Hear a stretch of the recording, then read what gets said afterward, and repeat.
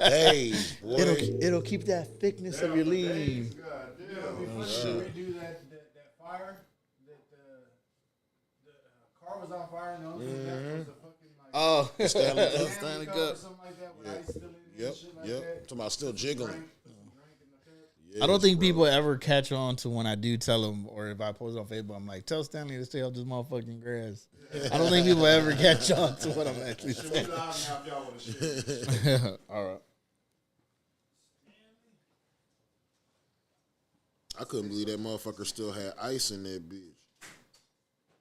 I'm talking about she was jingling that motherfucker. I said, bro, that's crazy. You jingling, baby? Go ahead. You know what I'm saying? Go ahead, daddy. Did you try these yet? Have you tried any of these yet? Nah, This is like the last one. for real? I ain't had not a I sip. think for me, that cherry mango is a fire. I ain't had a drop.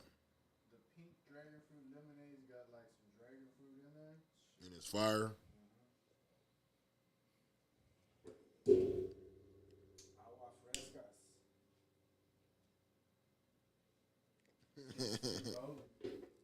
Nah, I ain't had that shit.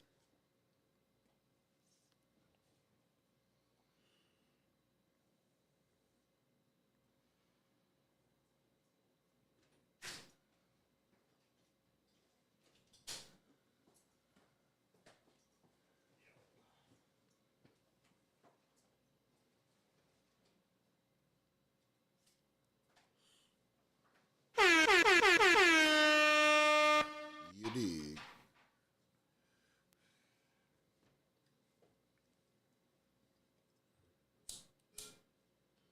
Bro, I can't believe, bro, I keep on missing these motherfucking art walks, man. That shit pissing me off. They say that the last art walk was lit. Like, it was like a bajillion people there. We didn't see that motherfucker. We were on the outside of that bitch. For real? Right outside that motherfucker. Yeah. Right outside the perimeter. It was other people walking by us, other people passing by us, honking and shit, looking at us and shit, but we didn't get to walk to the art walk and see what the actual art walk was. Shit. Why? We were too busy. Doing our fucking shit. Hell yeah. That's ill. For sure. And especially because where we're at, that's exactly where people had to turn around to find a parking space. So people were just. I want to taste that hoe. I do. Ill ass one. Shit, we roll this shit. You can finish your shit. I just need a swallow. You know what I'm saying? See what this talking Skits about. 2-0, drink, black cherry, Jamaica. He said it's called something else, but that bitch say Jamaica on that motherfucker. I ain't tried none of them yet. They look so good, I ain't want to open them. Oh, that's all you got? Yeah. Oh, okay. We got one of each, or we had one of each. Oh, yeah, he winning. That's the last one. Oh, he winning. That cherry mango, though. This shit, like, tastes like that nigga was raised in the hood. You know what I'm saying? Like, that shit is fire as fuck, man. Y'all know what it is, man, and y'all know what it ain't. It's your boy Skub Dose, Survival of the Illest, back with another episode of Riding High Presents Off the Kush podcast. Man, I got a special guest in the building with me. Another Corpus Christi fucking legend, bro. We keep bringing them. My boy, man, Playboy, is in the building, man. So, How you been, man? How you living, my guy? oh, I can't complain, man. I'm just out here getting to the money.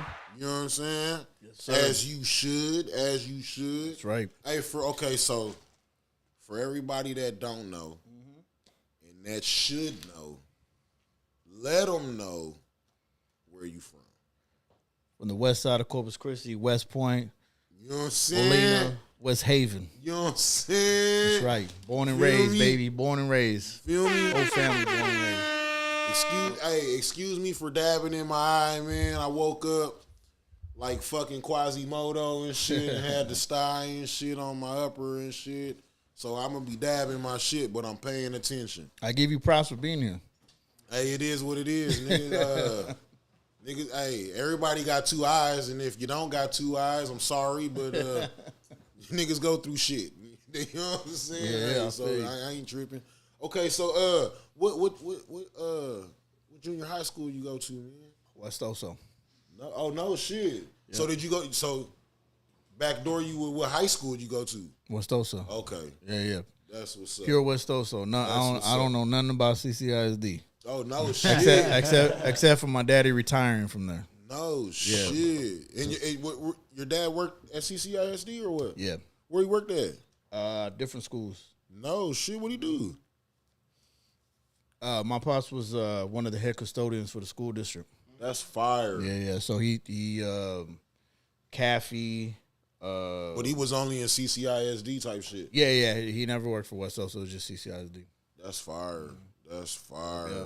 So tell me what it was like growing up on the West Side in your day. Man, you know what I'm saying? I grew up in the era of street gangs. Really? What gangs was rolling around the West? Oh, we had Ruthless Kings. No shit. Yeah, that was basically the Molina gang. Yeah. So, I mean, if you knew who they were, you knew who they were. Yeah, that's you know what I mean. He was talking about it. Now, when were these the type of gangs that were like was this just like a group of cats that like these niggas grew up together, kicked it with each other, they whole entire life type shit, and it formed, or is this the type like if you're walking down the street, these niggas might chase you and whoop your ass, or I mean they jam you up. Well, you know what's so crazy about that? Thinking back about it, everybody in Molina is one way related to each other. Come on. So most of us are cousins, second cousins, third cousins, things like that. Right. So a lot of the people that I grew up with, like, we had affiliation, whether it was through like a family tree somewhere, or because of my older brothers, they were friends of this person and that person. You know what I'm saying? So I guess you could say like I was on both sides of the fence. Like I knew people that were a part of it, people that weren't a part of it, people that just grew up around it. But I mean, I saw every base of it. You know what I mean? Like growing up when I was younger, I noticed that but a lot of the gangbanging was generational. Mm-hmm. And when I say generational, I mean like granddad, dad, son, all from the same neighborhood. I wouldn't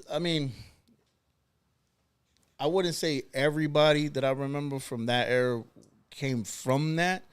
I think a lot of them just fell into it. I know a lot of them personally that are very successful now. Right. Which is, you know, if you kind of go back and you think about how a lot of us came up and things like that, right. And a lot of them, like, I know that they're successful. They got great jobs. They got a loving families. Right. Homes are straight. You know what I mean? Like, drive the bestest of cars and the whole shit, man. But it was just, you know, some people just got caught in that era, and that's just what it was. You know what I mean? It really was a era. Mm-hmm. You know what yeah, I mean? it was. Like, it really was an era.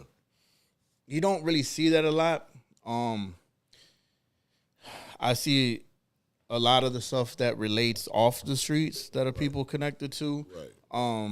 And then especially nowadays. Yeah, and I won't go into like certain terms because me personally, I respect things like that. You know what I mean? So I'm not gonna speak on a lot of different shit that I feel like don't need to be spoke on or whatever. But there is that I feel there's a lot of people that claim to be Crips and Bloods, and I feel like a lot of them are not really Crips and Bloods. True story. You know what I'm saying? And the only reason why I say that is because 9 out of 10 to be a part of that, you literally have to be clicked in. Have to. You know what I'm saying?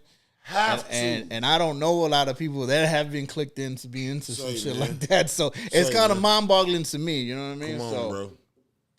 Come on, man. And you churching right now. No, I mean because I'm speaking. You churching right now. And the only reason why I say that is because it's, to me, it's like because I've been around a lot of certain things, and I've done business with people that are real Bloods and Crips. We probably get into this later, but I'll just throw a gem out there. Like, I don't know what happened to the whole project in itself. I'm pretty sure it's still in the air. I don't think it's been released. But I was asked on my design part of my business, I was asked to design the second version of Banging on Wax. That'd be ill. No, I did it. I just don't know if the project ever came out. Bro, that would. But you know what I'm saying? So you think crazy. about that. The people that were on that first CD, Right. those are real Bloods and Crips. You know what I'm saying? Bro. So to be asked to be a part of something that, I mean, I'm not gonna sit up here and say I'm affiliated with none of that stuff. You know what I mean? But I do have friends that are on both sides of the playing field. But at the same time, like, I just look at it. You gotta hold some type of respect for those type of people, because that lifestyle is a real lifestyle. You know what I mean? It ain't no like jumping, 1 foot in, 1 foot out type of shit. Hey, you know what I'm saying? I tell people, bro, like growing up, I knew niggas that like they lived to gangbang, bro. Like they love nothing more but to bang on niggas. But that goes back to what you were talking about earlier about people that grew up in that family tree of that. You know what I'm saying? It's very rare. But also, no. Also, it was a lot of single parent males females also, but not as much, that just thrived in that shit. Oh yeah. They didn't, no area in life did they thrive, except for in that area. So when they were out there, like they would do it to the best of their capability, bro. Because that again, it goes back to, that's a lifestyle, bro. There is no fake pumping in that. But you know what I'm saying? Growing up in Molina, I don't think like most of the arcades, and maybe I'm wrong, the Ruthless Kings, like they weren't generational gangbangers. They just started maybe like in the early 90s. You know what I'm saying? It wasn't really like their grandparents and their parents were Ruthless Kings. The Ruthless Kings was literally a gang that was literally started from the floor up in like the early 90s, I would say. Yeah, I mean again, all that stuff was formed. You know what I'm saying? Were these the type of guy? Again, I remember you said that a lot of these cats were family members and whatnot. But were these were the gangs that were around at this time? Were they the type of people, individuals, cats that would catch a motherfucker just walking and whoop his ass? You were black, yeah, for no reason. That's why he said he was on both sides, because was on both sides of the Mexican, fence. but he fucked with the niggas real tough. Yeah, Right. You know what I'm saying? Yeah. But yeah, see, but you know, call them Molina, they gonna kick your ass. But the crazy thing is, bro, I've always looked at it that people from the same hood should never be in any type of beef with each other. I think that is the most dumbest shit ever. In California, but in our hood, see, again, you got to go back to our neighborhood. You could literally go to somebody's house and walk in like almost that's your house if you're on that type of playing field with somebody. You know what I mean? Like, if you came to my house, like my parents treated you with the utmost respect. You know what I mean? Unless you gave them a reason not to fuck with you. You know what I'm saying? But at the same time, like you can ask anybody that came up with me, like they were treated as if they were a part of the family. Just like when I would go to their house, I was treated like I was a part of their family. You know what I mean? But that's just how Molina is. You know what I mean? And honestly, bro, that's all I know. I can't tell you about Northside shit. I can't tell you about Southside shit. I can only tell you about Molina shit because again, like my grandparents had been living there before there was pavement on the ground. Right. You know what I'm saying? So it's like it wasn't like I just moved there and out of the blue. Like, bro, one of my grandmas lived 2 streets down. My other grandma lived next to the church on West Point. Come on. You know what I'm saying? So it's all I know, bro. I mean, that's why I love it. That's why every time I do something or I get on a platform and I talk and they ask me about it, I speak of it as so much respect because, in reality, man, it made me the person that I am. I learned a lot from not only the people that I grew up around with, but just being there. You know what I'm saying? What was it like being? I'm not gonna say caught in the middle, but on both sides at that time. Like you had to be the peacemaker. No, it was never like that. I mean, I can honestly say like I wasn't outside. I wasn't outside like a lot of people that I grew up with. Right. But it wasn't. But it was by choice though. I played football in junior high for a little bit. Did that. Got out of that. When I got into high school, I didn't really care for sports. I didn't really care for none of that shit. I did that shit not only to play with my friends, but also too because my dad enjoyed that shit. You know what I'm saying? Right, so right. I jumped in it for that. But I knew at a young age, bro, that music was gonna be my way out. I wasn't into college. I wasn't into school. Right. I You was graduated into that because I music. know my mama wanted me to do that. You know what I'm saying? Right. All my other brothers had graduated, but I honestly, bro, I didn't care for none of that shit. I learned a little bit of it. I mean, I learned a little bit of stuff here and there, but honestly, I feel like even school today don't really teach you anything that you can actually use out here. So it's kind of pointless to a certain extent. You know what I mean? Training. Yeah. I kind of just I just kind of knew at a young age, man, what I wanted to do.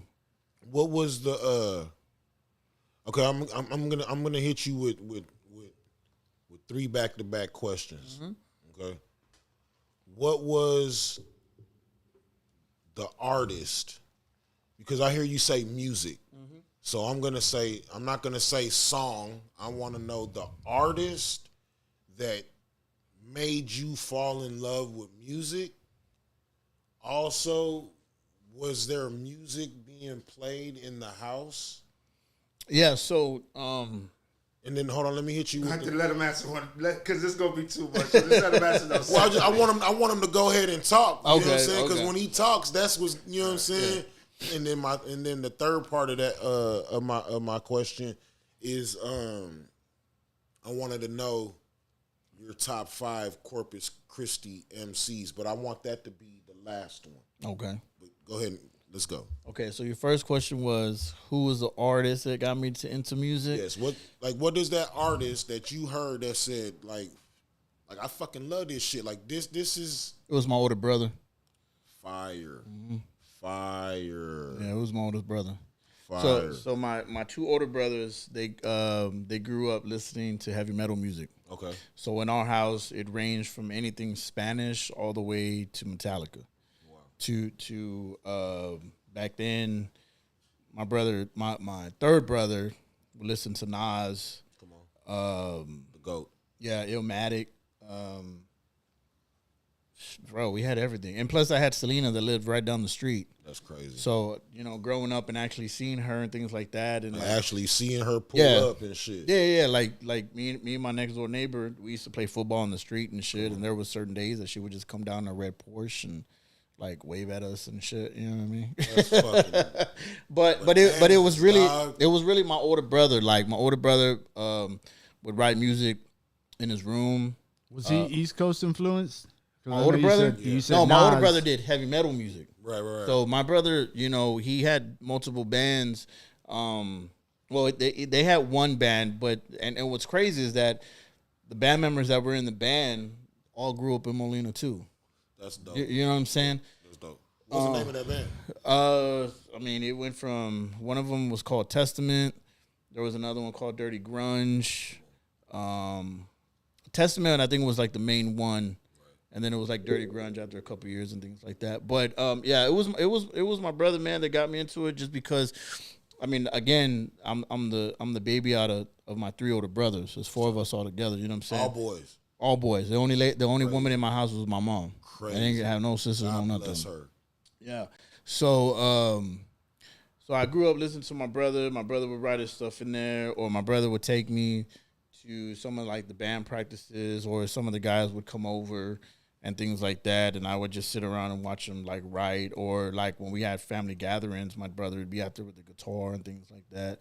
And but when it came to like me writing and everything like that, I was real good of just putting like words together. So at a certain point, I used to write like poetry and shit. by myself, and then and that's really just where it came about. I just the rapping thing to me was just a little bit more relatable to me. I think because of how I was growing up and the thing, because my brothers were era. around, Era. yeah, like they were in a different era Right. than I was. You know what I'm saying? Right, So my stuff was a little bit more different, and it was a little bit more relatable. And again, because they were older than me, Right. so that's I mean, my older brother is the one that got me into music. I would say watching him and everything like that, and then it just trickled down from there from all the other musicians that I have in my family. No shit, you come from a family of musicians. Yeah, I got my two older brothers that do heavy metal music. I have a cousin, my other cousin, JR, with his wife and his 5 kids. They have a full blown mariachi group. That's dope. I had another cousin up in Houston that was really, really good at playing the saxophone. I had another cousin that I believe he sang with Joel Osteen, like in the choir. Oh, wow. Yeah. I think they went all the way to Madison Square Garden, matter of fact. That's crazy. And there's plenty of other people, man. But I mean, music has just always been a thing. Just always been around type shit. Yep. That's ill. That's ill as Yeah, fuck. yeah. I used to go to my grandparents' house. One of my grandfathers had an 8-track player, and I remember, school. I remember being in the room and stuff, and he'd put it on and everything, and I was just fascinated with that. I just love the way it's all put together. You know what I'm saying? Yeah. So, The process. yeah, the process. I think that's way more important than just like listening to a song. You know what I'm saying? Okay, so go ahead and drop it on their head, man. What's that? Top 5, man. Of Corpus rappers? Corpus Christi rappers. You gotta start saving that one to the end. I don't even think I want to answer that. You know what? So, but let me tell you why I don't want to. This is a cheap plug. Let me tell you why I really don't want to answer that. Is because for some reason, if I don't mention this or I don't mention that, I'm not gonna say people get in their feelings, but they take it a different way. Bro, let them get in. We adults, bro. Yeah, but you not Yeah, really yeah. in it Yeah. like we in it. You know what I'm saying? Yeah, Like, so Bro, I'm it's- asking I don't care about, you know what I'm saying, a nigga's feelings when it come to your top 5. I'll give you my top 5. I mean, I would say It's your preference, and a nigga gonna get mad because I'm not your preference, nigga. I didn't even think about you, bro. You be I didn't even think about you. surprised, Your name didn't pop up at the time. I was high. Yeah, you'd be really surprised about the shit that has come my way, that I've heard through the grapevine along the years. Like that's one of the reasons why I've always, besides the people that I came up with, I've always done shit by myself. Man, niggas is gonna hate, bro. I know that, but what's crazy about it is that I get a different kind of hate from a whole different angle that me myself, being the age that I am, like I don't understand it. You know what I'm saying? And I'll talk about it with certain people, and they'll be like, "Man, yeah, I just ain't never seen it like that." And I say, "Yeah, I haven't either." You know what I mean? So it's different, but I mean, I ain't never seen it like this. But you know what's so crazy? You know what the most funniest thing? And I think I said this last time. A lot of people that have probably thought that I have some animosity towards them, or I don't fuck with them, or whatever. 9 out of 10, I probably have their CD at home, Come on. like with like a bunch of other local stuff. Already, You know what I'm saying? already, And they don't already. even know that because I listen to a lot of stuff. Because Already. I mean, whether And you support local I support it to a certain extent. already. You know what I mean? I don't support the bullshit. I can tell you that. Already. I don't support the bullshit. I don't support a lot of that dick riding shit that I see. Already. I don't show up to, like, I used to get a lot of things because I didn't show up to certain events and people were like, "Oh, this boy think he hired," and it's like, nah, it's just I'm not. I had to work, nigga. Nah, it ain't. Nah, I quit my first real job at the age of like 22. Come on. Talk that talk. But man. I'm still broke rich. You know what I mean? I'm not rich at all. I don't got all the money. People think like there's some people that thought I had all the money in the world. I'm like, bro, I'm broke just like you. Come on. You know what I'm saying? But I just made better decisions. yeah, that's really what it is. And I can't, you know, like I don't know. I'm not gonna say I get, you know, hated for it or whatever. But It's just crazy. Niggas get mad at themselves when they see motherfucker make a decision that they should have made, and that decision work out for the other nigga that they should have made. Yeah, that hurt a nigga. Well, you know what's so crazy? That hurt a nigga sometimes. I did the same thing. You know what I'm I saying? feel like people like us get hated on when it comes to shit like that because as much as we don't probably see it or even want to see it, the outsiders look at our opinions as holding weight or it actually means something. Yeah. Whenever we probably don't even see it like that, but to have Mr. Playboy sit on here and give a top 5, it might not mean much to anyone that's in this room, but to the rapper or somebody that may be on social media that sees this, it may mean something to them because they hold Mr. Playboy up here. And that's what he's saying. So number 6, who didn't make the top 5, gonna be a on his way. neck. Yeah, be they gonna like, be like, fuck this bro, dude. I got a feature with you, like Yeah. type of shit. Yeah. I got a song with you, like how I didn't make your top 5. Put it this way: I won't give you a top 5, but I'll give you what I feel a lot of people sleep on. I'll give you that, but I'm not top 5 slept on rappers. This is all time. I'll say Rob Zilla is one of them. Okay. And Rob I Zilla say that puts on the show. Rob Zilla. There was one time, and he probably. At the time, he probably got upset with me when I told him, but I was only telling him because I was looking at it from a different point of view. Yeah, but I was looking at it from a different point of view. Right. But I remember at one point, like Rob was in like all the hood clubs performing, right, with J Boog and all them, right? And one day I remember, I don't know if we were all on the same show or maybe I was just there, or whatever. And he had asked me, where could he get a Crooked Chrissy shirt? And I was like, oh, I'll get you one or whatever, right? And I was telling him, I was like, man, like, I don't really think you should be performing like in these clubs because this is not the right audience for you. Right. You know what I'm saying? Right. And at the time, like, he probably didn't understand it, you know what I mean? Right. Like to certain people, they just look at it like the more I perform, and, you know, I get out there, whatever. But what I was trying to tell him at the time, those weren't his people. It's just not his people. It's not his crowd. You know what I'm saying? Right. And not to say that he took my advice or whatever, but I'm proud to see him doing all this stuff that he's on. Yeah, he's on the ICP like, lane now. ICP stuff, like so traveling here, traveling there. Catering to the people. He was just catering exactly. Yeah. And, so and anybody that ICP created, I guess, over the years or was influenced by, that's his genre. Yeah. And which is fucking huge as fuck. And there's money in that. You know what I'm saying? Yes. But huge lane. But there's a lot of people that would look at him like they used to look at Shy One, like the dude was just an oddball. Straight up. But in reality, it's just like, well, if you kind of just open your ears and you pay attention, they're really fucking good. Yeah. You know what I'm saying? Shy One is definitely like, I want to say something like the godfather of that style in Corpus. Mm-hmm. Yeah. Okay. So, Well, so honestly, Zilla's under there. Yeah. You know, not talent wise, but just, you know, he came before him and type of shit. Right. And his performances, like, have you seen Shy One do a set? Well, like, me and Shy One used to perform together. That's shit. Yeah, we used to do a lot of the same shows together. We used to talk to each other a lot because at the time, back then, me and him were, I want to say, we were the only ones that did everything for ourselves. We took our own photos. We did our own graphic design. Yeah. We did our own recording. Like, we were the only ones that actually did it. You know what I'm saying? So me and him have always been on a different playing field.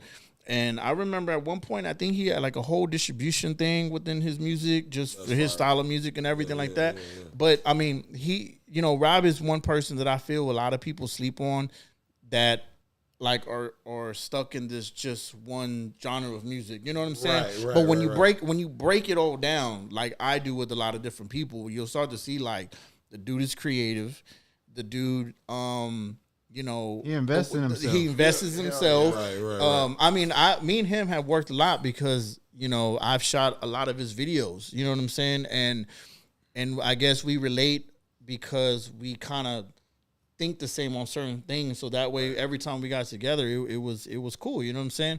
But Rob Zilla is one for sure. Okay. Shout out Rob Zilla for real. Big shout out Rob Zilla. Good. Because I 100% agree with what he says too. Like whenever I first saw Rob Zilla, it was like he was an oddball. It was because he was doing that shit in a venue where there's niggas rapping about killing and Right, you know what I'm saying, shit like typical that. shit. You know what I'm saying, some street shit, and then you got him come and then whenever I broke it down and actually sat there and watched him, and then I did one of his mixtapes and I'm listening to the words, you know what I'm saying? Right. That nigga spitting. This nigga spitting. And he's giving you a show. Like Right, he's spitting and he's putting on a show. Right.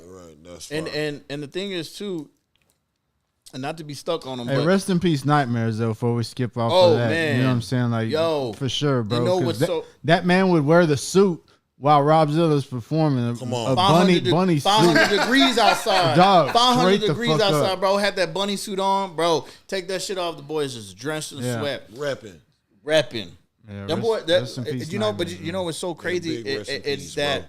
see, Legendary shit. that's where a lot of people that I see, they don't have. You see, you can have, the thing tenacity. is, you can have a bunch of people clicked up, right? Right. But this is the thing. They ain't working. How many people in that group are actually gonna help you? Right. Not just be there in the space, but people helping. And that's Right, one right. crew that I could say, like, bro, They help Nightmares each didn't other. give a fuck if he was carrying a box of this or that, bro. Like they worked as a team. You know what I'm saying? So I'll always commend them on that shit. But again, like Rob is one. Man, who else? There's this cat out there in Robstown. He goes by MIC. Young cat, hard as hell, bro. Hard as hell. I've worked with them about 3 times. I want to say Youngster. not too early 20s. I want to say, Okay. but dude is cold on the mic, bro. Like just his words, the way he puts his words together. Like the dude spits. You know what I'm saying? But again, it's just he's not on a certain platform. You know, that the average person would be like, oh, well, he don't got this, he don't got that. But at the end of the day, the dude is really good. You know what I'm saying? He's still spitting. He's still spitting. Right. Another dude that I met him twice. That I feel he has a lot of potential. Young Bishop is another dude that I like. He produces his own music. Yeah, he too. produces his own shit. We had a talk one time. Contour it to itself. Mm-hmm.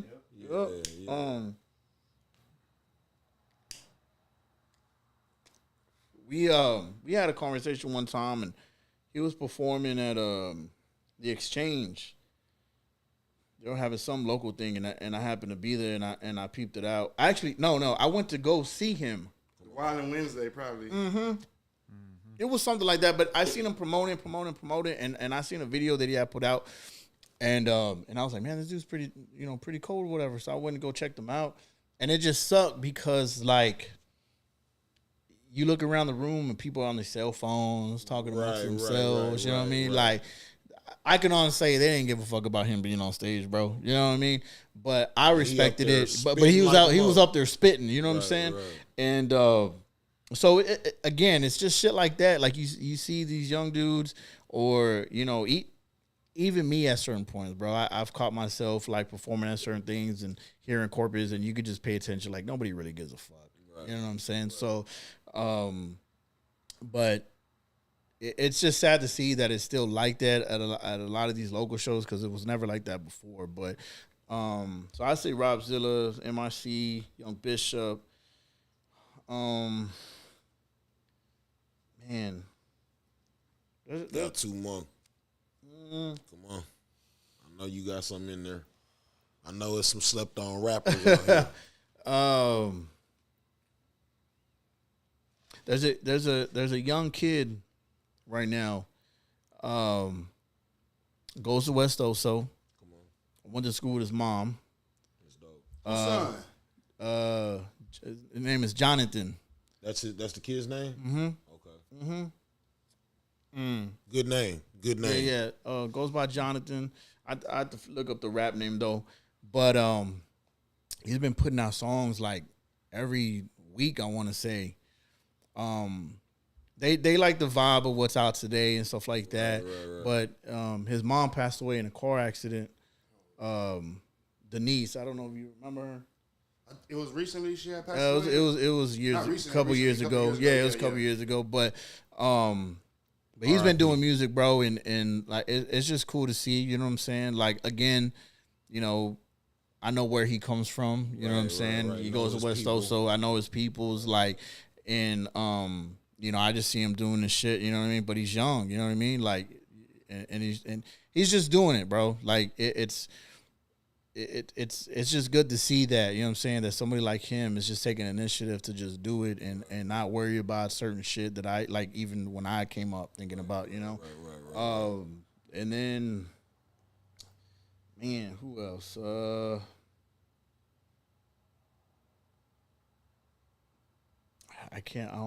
don't know if I could think of another one at the moment.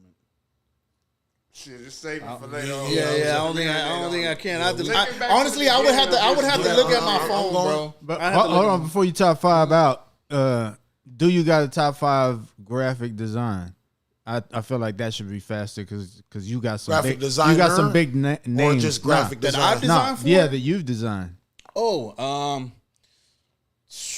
And I know, I mean, might be some local shit, but you know, Right. well, I've done everybody's shit. Even if it's a fucking meme. I've done everybody's shit though. Locally, like design wise, Dukes was the first person I actually designed for besides myself. He was the first person that I did his what's it called, Metamorphosis album. He gave you that chance, or you were like, "Come on, let me do this real No, quick." no. Andy, which people better know him better as Candy Andy, he was managing Dukes at the time, and they had their album already done.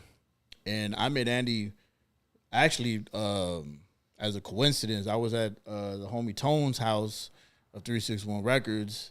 Andy walks in, sitting next to Tone, and me and Tone were doing some music shit or whatever, and then Andy was there picking up a song or something. I don't know if it was getting mixed or it was something like that. But Andy was like, "Man, I gotta find somebody to do this artwork or whatever." So Tone goes, "Man, fuck with this dude right here. He do artwork or whatever, besides music, Plug whatever." in. Yeah. And he was like, "All right, man, let's trade numbers or whatever." And the next day, Andy hit me up. We set it all up, and I did the project. He paid me, and then from there, we just became friends, all of us. That's tight. Yeah. So we were friends, and to his last dying breath, man. It's crazy. Yeah, rest in peace, Andy. And y'all asking all these top 5s and shit. Y'all need to save the top 5s to the end. This boy got a hell of a story. I want to get him out the way now. Yeah, I got a great story.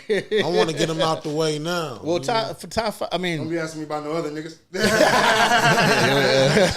don't ask me about nobody. I ain't putting nobody else on that flyer. We ain't putting no promotion on nobody. This was about me.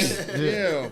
That shit said Mr. Playboy. I thought I was goddamn never it. going to get Not invited Mr. on the show. Playboy and friends. I don't ever get invited. I don't ever get invited to nothing in Corpus. They don't never want me on nothing. Shit. Why do you think that is, sir? No, but I've designed for mostly everybody in Corpus, bro. But that's why I said you would have some that aren't just local based. Oh no, I mean, like if we're talking about design work, I would say number one would be when 50 Cent shared my shit. That's fire. That's crazy.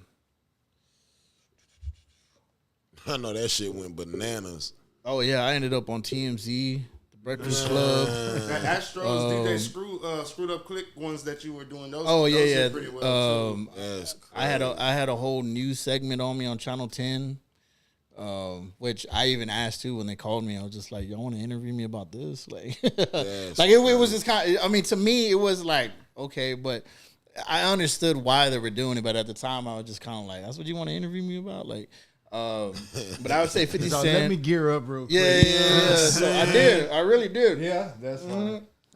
But I did that. Straight billboard action. So I would say 50 Swear Cent. to God. The time I did something for Wiz Khalifa. That's crazy. I've done stuff for Akon, Shauna of DDP. I got that because of Twister. Man, small flex. You know what I'm saying? I've done a lot of the screwed up clicks, guys. Little Kiki, ESG. You did the Southside Still Holding cover, right? I did the Southside Still Holding cover. That's That's dope. right. That's dope because D Green backdoor with the video. With the video, hell yeah. That's all corporate shit. Man, that's Like, what's hell up, yeah, bro. hell yeah. What else? Southside still holding for real. That's crazy. Let me see. No, I didn't do that. I did Kingish. The mixtape Kingish. Kingish. Okay. That's Yeah, that what I was did. fire, too. Yeah, That's I did that one. right? Kingish. Yeah, Black one that's on the wall. yeah, with Yeah. that one right there. That's crazy.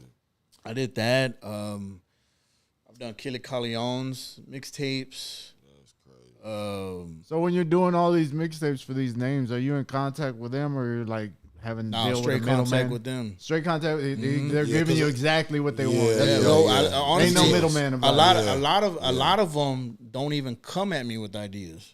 They'll just tell me like, "This is the name of the song. Here's the song, and you do you." That's So, crazy. so 99% of like the that. covers, That's bro. crazy. Like I sit there and I come up with the whole concept. It's just like with Beat King, you know. Oh yeah, did all What? those Beat Kings. Yeah, when I did Beat Kings, Little flexes. minor ones. but you know what's crazy? You gotta rewind for these gems. Yeah, for real. So I'll tell you one thing. So one day I'm at Dapper Dawn's house. Shout out there. And a lot of people that don't know, Dapper Dawn used to be signed with Selena's brother. AB Oh no, I didn't right? know that. So there was one day Dap called me. He goes, "Bro, I got 2 platinum plaques my way." Right? And I remember he got him. He was excited. And they sit in his living room right now. So when Dap got his house and he put them things on the wall, I remember going over there and I was just looking at him. And I told him, I said, "Bro, this is so dope." Right? Like to see that, like to know that somebody that I fuck with have like these on their wall, right? And I said, "Man, that's dope, bro." I said, "Watch, bro, I'm gonna give me one of them." Come on. I don't know how I'm gonna do it, but I'm gonna give him one. Oh, really? Fast forward time, I'm already fucking with B King on artwork and shit like that, and we'd have conversations and shit. Because it's funny because our birthdays are like 4 days apart, 3-4 days apart. So it's weird because things that I do, people that are not around me, they don't see it. But a lot of things that happens with people, it's really full circle. You know what I'm saying? 100%. So with B King, like we're already doing business together and things like that. And then one day it was about 3:30, 4 o'clock in the morning, and he calls my phone, and he goes, "Bro, I need this artwork for the song. I just got signed to Columbia, and they're gonna take." He had a mixtape that was on iTunes and shit. He had just put it up there, and he goes, "They're gonna take it down." But there's a song that they want to use for a single, whatever. The song was called "Then Leave," right? So I hadn't heard the song or nothing. So he goes, "Go on iTunes, listen to it." He goes, "But I need this cover like before 8 a.m. Like sent to me the whole shit." So I was like, "All right." So I put the song on my headphones and I'm just listening to it, looping it over and over. Get that head, get that bread, then leave, right? And remember, I'm telling you, like, a lot of these dudes, they don't come to me with a concept. They just say like, "Here's a song, think of something," right? So I'm sitting there and I'm like playing it over and over and over. So I start piecing it together, and then I just send it to him. And again, because I that stuff, like, there's a certain time that I'm doing it a lot, right? So covers and shit, they get, they get put out there so much. Like a lot of them, like, I'll go through my files or I'll see the artist share it. I'm just like, "Oh shit, I forgot I did that." You know what I'm saying? So it's happened quite a few. So anyway, so I send the artwork to him, and he hits me back. He's like, "Yeah, that's it right there." So send it off. Again, I'm not thinking nothing. I'm just thinking another cover I did. You know what I'm saying? And then fucking fast forward the time, and then he fucking hits me up. He goes, "Bro, fucking didn't leave. It done went gold." Shit. Yeah, and he's all like, crazy. and I was like, "Oh shit," you know what I'm saying? He goes, "Yeah, bro, like, you gonna get a plaque, the other person, besides him and Kingdom Come, you know what I'm saying?" So so it's so what's even more crazy, I'll tell you this. So when I was 20 years old and I put out my first album, it meant a lot to me because I put it together all myself, right? I wrote it, I produced it, I mixed, I mastered it, I had my pictures took. And I threw it all together, you know what I mean? I remember when I got my first copy, I opened it up and I made it look like a plaque. Already, you know what I'm saying? Already. And again, that was just my way of just being proud of it. You know what I'm saying? That I did it myself or whatever. And then fast forward now, my gold record sits next to that one. Man. So it's kind of crazy. It's crazy to me to see my name on something that crazy. You know what I mean? Right, yeah, and because like you spoke it into existence. Yeah. And but at the same time too, like, I don't let none of that shit get me big headed. You know what I'm saying? So honestly, man, like a lot of people don't know this about me, whatever, and I know it may look one way because they see a picture of me or because of what I may say on social media or, you know, the music I write or whatever, but I'm really a humble person. You know what I'm saying? So I take everything as the way it comes. I don't ever try to like force anything happening or whatever. Like, so it's, you know, it's so crazy, bro, because even like people like, you know, King right here, like us going to school and people that we've been around, like listening to screw music and like listening to all different types of music. For me, it's crazy because I can remember him listening to DJ Screw or my cousins and listening to ESG and Big Mo and all that stuff. And I can say that I've done stuff for these people. So it's crazy to grow up and listen to these people and pick up my phone and say I can call them right now. Right. You know what I'm saying? Or have that mutual respect when I see them. There's a lot of them I can honestly say that I've never actually met them in person. Right. I've just talked to them on the phone and through text messages and things like that. But I mean, let's just say one South by Southwest, I was standing right next to Akon at an ESG event. And we traded numbers, and then the next thing I know, I was doing stuff for him. You know what I'm saying? I've lost contact with him, but it was even just crazy to see him call my phone one day and have a conversation with him. You know what I'm saying? You know what I mean? So it's weird, bro. It's the same person that, you know, that signed Lady Gaga and fucking, you know, did his thing with her, and then having T-Pain around and things like that. So it's kind of like I'm not gonna say.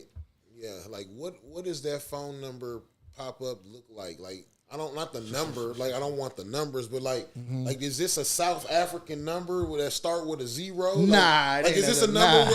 Like is this a number that like you see this number where you like? Nah, it ain't nothing like that. But it's crazy because I always try to do good by people, man. Like I do strongly feel that whatever you put out, you're gonna get back. You know what I'm saying? 100%.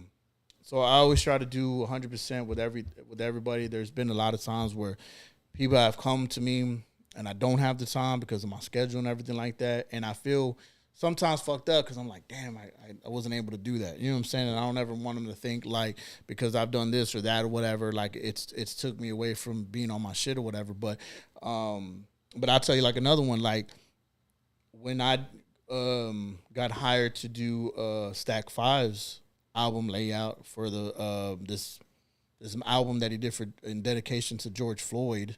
Right. Like that was another huge one, you know what I'm saying? Because I knew that was gonna be like everywhere and stuff like that. And I got that connection through Killer Calion. Man, you know what I'm saying? And you want to know what's crazy? Killer Calion is my favorite Texas. Slept on. Bro. Slept on. This dude is fucking, bro. That gorilla, bro. Come on, man. Oh, I did that cover. I did that one. I did the goat with the chains. Bro, yeah, I did stop. That. Yeah, I did that. The only one I didn't get to finish doing, but he has it pinned up on his Instagram, is the one where he's sitting like Jordan on the basketball. I need to hear that one. Yeah. I did the original cover. Right. I just didn't. I wasn't not able to. What finish was What was the new cover or? It's him. It's still sitting him. Okay. Him sitting on the basketball, whatever. Okay. But the way I had did it. Because I know the goat one and I know the gorilla one. Yeah, I did both of those. That's I did both of those, and it was crazy because when I did those, and again that a lot of that concept came from the both of us. I know at the time he just was like, I want this is what I'm calling it. You do your thing, but I need my chains on the goat. You know what I'm saying? So I did all that, but I know it was funny because we would have conversations because he be on his shit, bro. Killer be on his shit where like he peeps shit. Really? And he was peeping a lot of covers that were coming out with a fucking gold or something with chains on, and he'd be like, "Bro, look at this shit," you know. But you know, like I did his, like I said, Shauna of DDP. I got that from Twista. I've done a lot of people in like Northern California that are part of like Diz Latin. I've done a lot of the battle rappers up in New York. I've done some stuff for Loaded Lux. Some stuff for Arsenal. I designed Arsenal's chain. That's why I said his covers wouldn't have to include anybody local without like even. But I mean, I could tell you this nigga is dropping banana bombshell. I want to come back to let's take it back to the shit, beginning. Yeah, let's go back to the beginning. Okay, so whenever y'all first started. I was just gonna say that's where we were going. I promise we were going that way. I swear to God we are. I swear to God Playboy show. Okay, so thank you for tuning in. We got Skub Dose as my guest tonight. Thank you. Hi, how are you guys doing today? Back to you. Okay, so when did you start taking rapping like serious? Probably when I got a karaoke machine. How old were you? 12, 13 years old. No shit. Yeah. But talk about, because even before you were rapping, you were collecting the No Limit shit, right? Oh, yeah. So, he probably has the greatest No Limit collection in south of San Antonio for sure. Guaranteed. Still got originals, no rebots, no reprints. Like my Snoop Dogg cover is already like green. It's weird. I had a partner that had like, at the time that nigga had every No Limit Soldier. And I remember like he had it up on his shelf, bro, and they were like every color, nigga, yellow, red. That was later on though. But the originals all came in regular cases. But damn, so you had the originals and shit? Yeah, I got the originals, but I mean, I was such a huge No Limit fan, bro. I had the Charm. With cubic zirconials going around it. Spitter on, it was Mystical. Man, bro, I think I'm with fucking womp. Bro, that nigga is slept on. Who got that fire? He wasn't slept on in my house. Let me tell you. You know what's so crazy? Let me tell you something. And I'm gonna say something that a lot of people will be like, "What the fuck?" So I don't give a fuck what anybody say. If you really listen to him, Silk was spitting. Yes. Bro. You got Silk fucked up. I don't care what nobody says, dog. Yeah. This nigga, bro, and what would make it so fucking fire for me, fam? Yeah. Is that this nigga would rhyme so hard, off beat, back on beat, off beat, back on beat, bro. The Shocker that's the first CD, right? Bro, that nigga was spitting, bro. Like, and you know what's so crazy? Him and DMX went platinum off 2 albums in the same year. That's crazy. And he lost to him, right? No. I'm saying they went Silk platinum. won that year though. Silk won, but I don't because I've seen it on Drink Champs where Nori was talking about it. No, I'm not talking about winning. I'm talking about just them music, numbers. Music. They both went platinum off 2 albums in the same year, bro. Think about that. You know what I'm saying? Bro. So, but at the time, like he was more commercialized a little bit. Right. Well, you know what I'm saying? I can see it. He was a little bit more commercialized because he had that song with Maya. Right. He did have a song with Jay-Z. Maybe a little bigger push. Yeah, but I mean, because it would be. But Mystical was the one. What was the Jay-Z song? I forgot what it was called, but it was on was it Made Man? Yeah, I think it was on that one. Damn. Never heard of Skub? I know he was doing them collabs with Maya, so he was killing that. Yeah, he was killing that shit. I remember that shit was on the radio, the video. The Montel Jordan. Oh yeah. That But they were one right featured there. on that. Yeah, but I'll tell you with Jim, bro. I remember it was my homie. Them Thomas. niggas ran the game for a minute. It was my homie Thomas Sullivan, bro. I remember when he came to school. Shout out to my boy T. He came to school with the I'm Bout It VHS tape. Bro, he came to school. I was like, bro, let me borrow that one time. Let me borrow that one time, bro. And he did. Shout out to him. He let me borrow it one time, bro. Like that shit is just like now it's the most. That shit was like a screw tape. Yeah, like not everybody had. Not everybody had it, and you had to be cool with the dude. Yeah, let him you borrow had that to tape. because not everybody had that shit. Or if they had it, was a dub. Yeah, or yeah, or it was a dub. But bro, like that when I seen that movie, I put it this way, like that's why I respect somebody like Master P because that dude, no matter whether people think he fell off or not, like the dude has done a lot of shit that has catapulted other people's shit. Yeah. In a certain way, you know what I'm saying? Like they had certain movies come out, like theatrical releases when it came to certain albums. You know, I got a bar that says, "I done lived so many niggas' dreams, ho. I'm Master P." You know how many things this nigga done lived everybody's dream. This nigga was a professional basketball player, and this was all during the rap career, bro. This is not after or after the wobble wobble or any. This is pre wobble wobble, bro. He's selling cell phones and pagers. Yeah. I got the hookup. I got the hookup. Shit, So bro. say you came to school with that fucking charger to the game. What was the one after charger to the game? It wasn't made then. Nah, it was it might another have one. been. I thought May was the third one. I think it may have been charger to the game. Charger to the game was Which the one they second had? one. Niggas just don't know that I'm taxing all these hoes. That was- these hoes that wasn't can't true? ride with me. Nah. No, that was Took the Shotgun. Oh yeah, it was the first one I think. Okay. That was- Okay. I mean, but That Ghetto D a Pop, classic. pop. I remember when Ghetto D came out. Oh yeah. Had two. I'll tell you the one that Ghetto D is I'll tell you the one that is something a special, nigga. super classic. And if you don't got it, you missed out. Mercedes. Oh yeah. Come on, man. Because it was always like a rumor that it never released. Yeah, But if you had I got it. I got it with her bent over on the Mercedes Benz. I got it. You know what I mean? And I follow her on Instagram. God, you know, so Mia X was definitely one of my favorites. yeah, coming I up. love Like, Mia X too. Like man. I was mystical with you, but second to me was Mia. Mia X was spitting. Mia No was killing Limit it. had a fucking squad, bro. I always and felt them like niggas Mystical had that really big- belonged to Cash Money, and so did Soldier Slim. Like both of them, their styles compared to the rest. Think of everybody else. Yeah. Fiend, Mr. Servon, you know, and all of them. Nobody sounded like Mystical or Juvie. But see, what a lot of people miss out on is that Mystical was. I mean, Soulja Slim, He wasn't sorry. signed to No Limit at first. Right. He was signed. I think it was Jive? Big Boy Records. Oh, I yeah, believe yeah, it Big was. Boy. You know what I mean? Jive came Big after Boy, No yeah, Limit, yeah. but you know he had the mind of a Mystical way before the Unpredictable album. And things I'm at like that boot camp clip. Yeah, I'm at that boot camp clip. Oh, You know what I mean? shit. So. Oh man, You know what I mean? that's So crazy. I and forgot a lot about that. and what's crazy, a lot of people don't even know. Like a lot of them dudes were actually in the military. Yeah.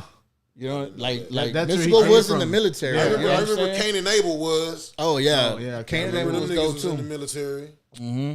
That's it. So yeah, I mean, I grew up on all that, but I remember the first album of No Limit that I actually heard. My brother Julian, my third oldest brother, he was playing it. It was Master P, Ice Cream Man. Yeah. That was the first one I heard. That was, That was the first very one, bro. first- That was cassette. Very Yeah, my first. pops- No, I think he had it on fucking CD. Masterpiece song I ever heard. Yeah, was- bro. was I remember Ice Cream one Man. time he pulled up to the house and it was loud because he had took my pop's truck and he made it into almost like a lowrider. So he had like this big old like speaker box sitting in the middle. And I remember him coming home one day and all I heard was dun, dun, dun, dun, dun, dun, dun, dun, dun, dun, dun. You know what I'm saying? And I'm like, what the fuck? And all you hear was Ice Cream Man. Dun, dun, dun, dun. You know what I'm saying? I was like, damn, that's hard. You know what I'm saying? I was like, God damn, that's hard. And then I don't know what it was, bro. Like I remember just listening to that shit, and then my neighbor across our cul-de-sac, my boy JD, he was banging a lot of Master P and stuff like that, and he used to pick me up from school on certain days. He used to pull up to the school and pick me up, and we just ride around and shit. But I remember he had like the old Master P, like the God, I forgot. Ghetto tried to kill me. Yeah, all the that ghetto shit. tried to kill me, like all that shit. You know what I'm saying? So then I got into just a lot of that, listening to that. TRU, some Yeah, the TRU was a whole other thing. You know what I'm saying? So I just was listening to all that, and I mean, my love for hip hop came like super early from listening to all that different stuff. But one of the main people though would have to be like Ice Cube. Was one of the first dudes. A lot of people from our era and back say that Ice Cube, LL Cool J, and Public Enemy. What's the Chuck D? Yeah, I hear a lot of goats going around. Rakim would be one. Of course. Rakim is top tier to me. But I hear a lot of those three names go around as goats. Of course, Rakim is in that. I don't think KRS-One. I don't think you can't name a top 5 without putting Rakim in there. You know, if you don't, it's just because you don't know of him. What I tell my kids, bro, about Rakim, bro, because my oldest daughter, bro, she'll just send me a random text message, bro. Like out of the clear blue sky, bro, it'll be like Keith Murray. Like, what the fuck? So then I'll give her like a whole synopsis of what I know about Keith Murray. You know what I'm saying? So fucking it's a lot of fucking dope ass MCs out, you know what I'm saying? From our era, you know what I'm saying? So like Rakim, I think she hit me up and asked me about Rakim one time, bro. And I don't think that a lot of people understand that there's only been maybe 3 or 4 rappers that have literally, with the way that they spit, changed the way that everybody spits from therefore on. Yeah. You know what I'm saying? So it's kind of crazy. Crazy you say. I was just piggybacking off of your daughter's story. So, like, what is that? What does that say? Mr. Big. My daughter sends me that randomly. She said, you should listen to it if you haven't already. I said 30 years ago, not because of my size. And she said, period, because he ate with that line. Mic drop moment. And my she's going to turn 18 this month. That you know what I mean? Dope, and right? she's randomly sending me shit like that. But the fact that she got the vibes on her own without me directing that. Bro, it's the crazy. She sees the difference of what was then to now. You know? Well, it's just like one of my daughters, she discovered Aaliyah a while back. Nice. Aaliyah? And let it play.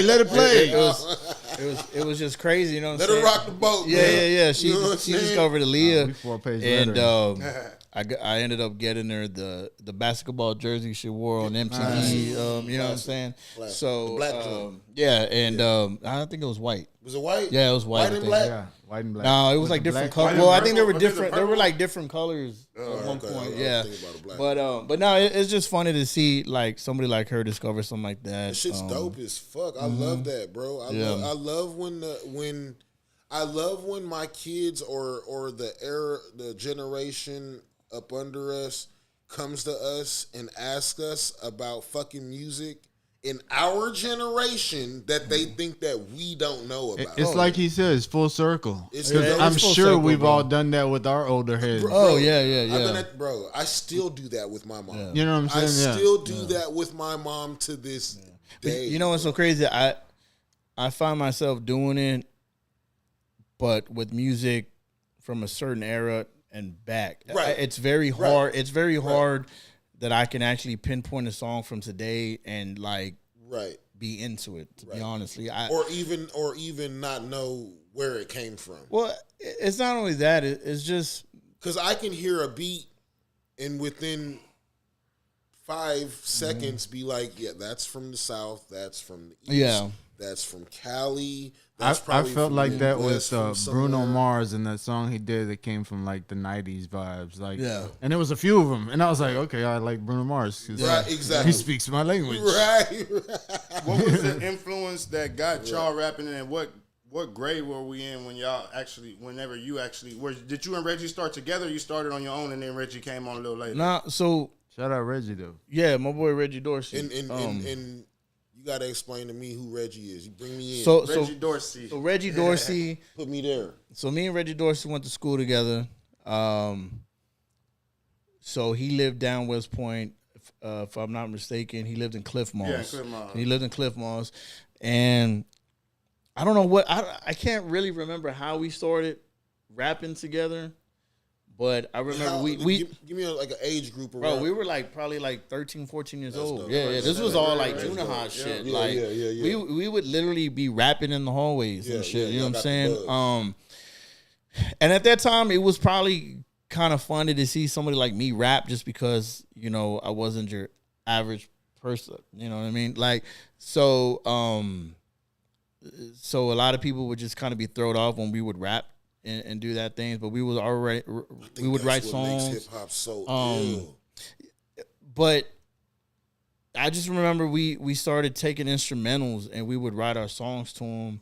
And then I remember one Christmas I got a karaoke machine. I said, "Hey, bro, I finally got something we could record on. We'll do whatever." Yeah, we used to put the microphone hanging off the fan. And we would just and then we would just press record on the karaoke thing, and like again there was no multiple tracks, so we had to do everything right after the other. You know what I'm saying? So we would be like damn near right jumping. Yeah. He'd have to be like right next to me. So we would do, and I still got them tapes, which is crazy. But I still got them tapes, and so I remember we dubbed the cassette. I don't know. I think it was we put the little papers on top to actually record over. Walk them through. Like a hood thing. Yeah, they don't. Nobody knows what the fuck you just. So there was a like we talking fucking error. Hey, so to all you young, we hacking back then. I swear. Yeah, it was hacking before hacking. Right before LimeWire. But So we used to put the song like that together. We used to just write songs to like instrumentals, things like that. And then during school, we would draw our own little covers to the tape. And if I'm not mistaken, it was a coach that bought our tape. I can't remember which coach it was though. I'd have to go back. King would know who I'm talking about if I got the name. But Coach Cruz? It might have been Coach Cruz, yeah. I think Coach Cruz was the first person to actually buy a tape from us. And no cussing, nothing. I don't think there was cussing on it, to be honest. I really don't. So we just went from there, and then we would just put out shit. And then I think he changed schools. He either moved and changed schools or something like that. And then I found myself by myself. But like I said, we played football and we did all that. But after all that was said and done, like music was my thing. That's all I've ever wanted to do. I don't care about nothing else. Let me say this real quick too, because I remember like in middle school, which was we were like be at the table during lunch making beats and freestyle this classic shit. Yeah. Maybe you don't even know this, but from my perspective, I looked at y'all and I'm pretty sure others did too. Like, them niggas ain't finna get down here and do this bullshit because they're real rappers. You know what I'm saying? Like, that's how I looked at them in middle school. Like, we were beating on fucking tables. We had never heard ourselves on a fucking tape before. Right. These niggas are real rappers. You know, even though they weren't really real rappers to us. It was just what we did. You know what I'm saying? Exactly. Like, that's what it was. You can record? Like, oh shit. Hey, but you know what's so crazy? You know what's so crazy is that now him saying that, it just kind of reminds me of when my brother would play their demo tapes on the stereo. And they would record this shit like in a garage or whatever, you know what I'm saying? Right. And then I remember seeing my brother perform one time, and just, you know, it's a different feeling, man, when you actually get to perform in front of people that actually pay attention. Didn't y'all do a talent show? Yeah, we used to do talent shows. We did, I've done every school. At the school. Yeah, I think we did one even during the pep rally too, if I'm not mistaken. But it was cool. But and then like I said, he either moved or something. Yeah, and then freshman year. Yeah, see, that's what it was. So he moved, and then I found myself by myself, and then still rapping, and then and still looked at as a rapper. Yeah. Okay. I mean, to some, I don't think a lot of people took it serious because again, it's just like, oh, whatever. Obviously, my guy. They probably didn't know what it was back then. Yeah, but they didn't know what it was back then for somebody like us to be that. And by then, when we get to high school, niggas is playing football, niggas is playing basketball. We ain't just those kids that are just sitting there beating at the table. Yeah. So, you know what I'm saying? No more to even realize that he's still doing what he was doing. Like in middle school, to us, it was the shit. Like people, there were some people that used to make fun of me. Yeah, exactly. They might have not told me to my face, but I mean, they were just like, they're saying you trying to rap and whatever. And I mean, which is whatever, you know what I'm saying? Because again, it's like, you know, when you're rapping and whatever, even if you're doing it as a joke, whatever, a lot of people are like, oh, this dude's trying to rap or whatever it is, right? I done heard it all, right? But same Z's. But the thing is like, it wasn't until I got into like a real recording studio and recorded my first song and putting it on CD and actually like getting the little printable puncher stamper things and putting my CDs together and one by one. Taking them to school. Yeah, doing it one by one, burning each one. Yes, sir. And then taking it to school and I would just let people listen to it. I'd be was like, doing bro, this in high school? Mm-hmm. That's crazy. Yeah. I was doing this shit in high school. But my style of rapping was totally different. I didn't know what a style was. I was trying to sound like Mystical, DMX, and I like all this there. Like, bro, you know what I'm saying? Like, I mean, all in one verse. He was like Busta Rhymes, an aggressive fast spitter. Like a lot of people. I don't know. It was funny. I'm going off of that picture. I was gonna say, at a certain point, I used to rap fast. That's crazy. You know what I'm saying? But because I was quick with my words, but I couldn't probably really do it now because I haven't done it forever. But I used to, you know what I'm saying? Yeah. But then it got to a certain point to where it was just like, wait, like I'm trying to be like my favorite rappers instead of trying to just be me. Right. You know what I'm saying? And then once I figured all that out, that's when I was like, okay. But then this is what happened, though. Right. This is what happened was that when I found my place, right? Then it became he trying to sound like he from New York. And it's just like, okay, here we go. You know what I'm saying? I still read that shit now. There's certain people that have said it. I've read it. You know what I mean? I've heard that my whole You know what I mean? But what people fail to realize is this, though. How old are you? I just turned 38. Okay, so Kai said you sound Cali like because you sound like a finesse type of thing. Well, the only reason that people say like the smooth pimp type shit is the rhyme style that they described yours as. The only reason that, but that's now. That's what I'm doing now. That's what you became. That's what I became. That's what I'm doing at this moment. Yeah. You know what I'm saying? But my roots are East Coast fucking hardcore hip boom bap rap, dog. Like, and people are like, but nigga, you was born and raised in California. Like, and I say this time and time again. Before rap was a real big thing in California, at least to me, it was all New York based. It was all New York based. So by the time other shit became big, I was so engulfed in this. I would say that I'm fucking with it. I like it, but it ain't this. Yeah, you know what I'm saying? Because this is all I know. You know what I'm saying? So for the longest time, I got the shout out to Rozelle. I got the fucking the Devin the Dude look. East Coast flow, West Coast body language. I just rap, bro. And that's all I do. And again, like that's what I thought I would like. That's what I thought I was. But my whole thing is just that rapping. You know what I'm saying? But I didn't know that there was. Oh, you're from here, so most niggas sound like.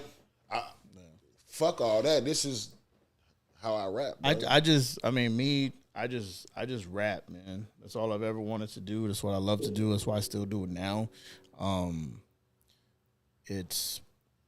In high school, you had just put out mixtapes, or you put out your like. I didn't. So in high school, I was just putting out freestyle shit. No, I was just about to come at you with that too. I swear on everything. I did freestyle stuff, but then I put like a little demo together. A freestyle demo? No. It was like original songs. It was like three. It was two original songs, but then one of them I did a remix, and the remix was what happened to be our coach, Agent Trimble, and my other homie from the hood, Liana Coleman. She passed away a couple years ago, but she was actually on the remix of that song because she was another one from the neighborhood that she was just like, man, I want to rap, you know what I mean? And she was rap, and she was really good at it, bro. She used to be the Mia X. Yeah, she used to be the Mia X, bro. Like, yeah, it was crazy, bro. But she was really good, and it's crazy because, man, thinking about it now, like I have that stuff at home. You know what I mean? I do. Like I have all that stuff archived in a box. And to know like somebody like her that I actually went to class with, I grew up with, we went on school field trips together, like none of us will ever be able to hear her voice unless you have something that is either like on a video or you know whatever it is, but I have it like where she's rapping. You know what I'm saying? And there's a couple people that I have that are no longer here that like I'll go back and like listen to it and it just trips me out because when I listen to it I could remember the exact day, time, and everything, bro. When we get that shit, it's crazy. Those original songs that you say they were the ones that you said you have recorded at Gillies. Yeah, I recorded those at Gillies. Tell that story about the Gillies, how you end up getting into Gillies. So I got because you were just on the karaoke at this point. Yeah, I was just on the karaoke recording shit like that, and then one day I was just like, man, I gotta go. My whole thing was like, I got to record in a real recording studio. That's how I got it. In my mind, I was like, I had this whole plan. It was just like, okay, my favorite rappers, they're in a real recording studio, so I got to find a real recording studio in Corpus, right? So, again, back to the time when we had a phone book. I'm fucking flipping through the phone book, and I'm like recording studios. Yellow pages or white pages? Yeah, yellow pages. Come on. And his had the biggest advertisement in that motherfucker. Right, it was big and bold, so I was just like, "That's the one I gotta go to." Right, that's all I can think about. It works. Yeah, it works. Bro, it was like his was big, and everybody else that had one with just their like, name and number. Yeah, like his was just. It was like Gilly's recording studio, whatever, and I saw that, and I was like, "Yep, gotta get there." So at that time, I was like 14, 15 years old, and it was $35 an hour. I remember. I got there. Told him, I said, I just want to record. I wasn't really familiar how everything worked, you know what I'm saying, at the time. And he's like, well, I don't really do rap, you know what I'm saying? And I'm just like, I felt kind of like, fuck, man, I ain't going to be able to do it, you know what I'm saying? Right. But again, this is what you expect from a white man that did country music and recorded like bands and all stuff. You know, he ain't try to hear me rap. But he was like, nah, I don't really do rap, you know. And I said, man, I just want to record, like, you know what I mean? And he's like, you don't cuss, or like, do you cuss and all that? He's like, cause I don't really want to hear all that. And at the time, I didn't cuss. And I was like, no, I don't cuss nothing like that. So, and I said, and I got the money. I was like, I got the money, you know what I mean? So he was like, I got my $35. Yeah, I got my $35, whatever. And I remember, I think I paid for 2 hours, if I'm not mistaken. I got my big and at that time I didn't know about takes and stopping and going back and all that shit. So I was just like, like just first track, you know. And spit it all trying to spit it all. Because in my mind, the clock's running. You know what I'm saying? Like, fuck all this shit. You know what I'm saying? And you're used to the hanging mic. Yeah. So in my mind, it worked one way. You know what I'm saying? That's all I knew was like, as soon as he pressed record, I got to get this shit right. So I'm in there, right? And he's like, whoa, you don't have to do it like that. And I was just like, well, I already got the song memorized, right? So it's funny thinking about this shit now. Goddamn. So I remember doing it or whatever, and then slow down. Yeah, bro. I was in there and I was just like, blah, blah, blah, blah, and he was like, oh, you don't got to do it all like that. So, but it was the most raw shit. That's how that 1 hour became 2. He got you. He got you. Yeah. So then he's all now. Take 45. We put it together, and then I my mom, she used to buy me those those printable things that you used to punch. Yeah. Right. She didn't really know what they were. She just knew that I needed them. Label whatever. makers. Yeah. So I would take them to school and I would sell them or whatever, and then I would go back frequently, and then one day I was telling him how I wanted to learn all that stuff, whatever. So he was like, "Man, we'll just come in here whenever you can, whatever, and just come sit with me and see how I do stuff, whatever." Right. So I did, and I learned a lot about recording. I learned about mixing and mastering and stuff like that, like basic stuff. You know what I mean? And then he turned around and bought me a computer system. And loaded it up with everything, and that's how I really started recording myself at home. Was because of Dennis Gilly, you know what I'm saying? And shout out to him. Yeah, I mean, it's crazy, bro. Shout out to DG, man. And honestly, I think I'm the only rapper at that time that he had ever fucked with. And I think when I started telling people I was recording there, I think people would go over there and stuff like that. I'm not saying that I'm the reason why they went, but I'm just saying. But it might have changed. You see, I had to make sure I quoted that. You know what I mean? So I don't want. I gotta be very careful about what I say, bro, because a motherfucker will stretch that motherfucker. Yeah, Playboy said I'm the reason why he went. Like, no. When you first walked into Gillies, was there like plaques on the wall and shit like that? Like, no, it wasn't nothing like that. Like in that store. At a certain point, like his wife was selling cell phones in the front. Oh, and there was just a studio in the back type. Yeah, and then he had to host it. But I mean, it was full blown studio. Right, real deal. Drum room. He had the vocal booth over here. Like to me, that was like, oh, this is legit. You know what I'm saying? Yeah. But that was the only person that had ever recorded me was a person that never even recorded rap. He was the first person to record me, and what was even more astonishing to me that he was related to, his uncle was, is it his uncle? His cousin or uncle was Mickey Gilly that owned Gillies in Houston of Urban Cowboy. Okay. You know what I'm saying? Because they all played the piano. Yeah. And then he was related to Jerry Lee Lewis as well. Oh, wow. You know what I'm saying? So there was a lot of like history within that whole shit and piano and stuff like that, but it was just cool like to be around that shit. You know what I'm saying? Because he was a real musician at the end of the day. But and then from there, I was recording myself at home. I record myself in my bedroom closet, and then that's when I met my best friend Mark. In high school, and which again, he lived in the same neighborhood too. He was just older than me, so we never really had we were in the same place together, whatever. But like his older brothers went to school, my older brothers and stuff like that. So we were just on both sides of the neighborhood, but just never connected, right? So and then he came and knocked on my door one day. I remember coming home from school, and he goes, "Man, you Brian?" And I'm like, "Yeah." He goes, "Man, jump in the car with me." So I was like, all right, you know what I'm saying? Weird, you know what I mean? The first time I ever met the dude face to face. So I jump in the car with him.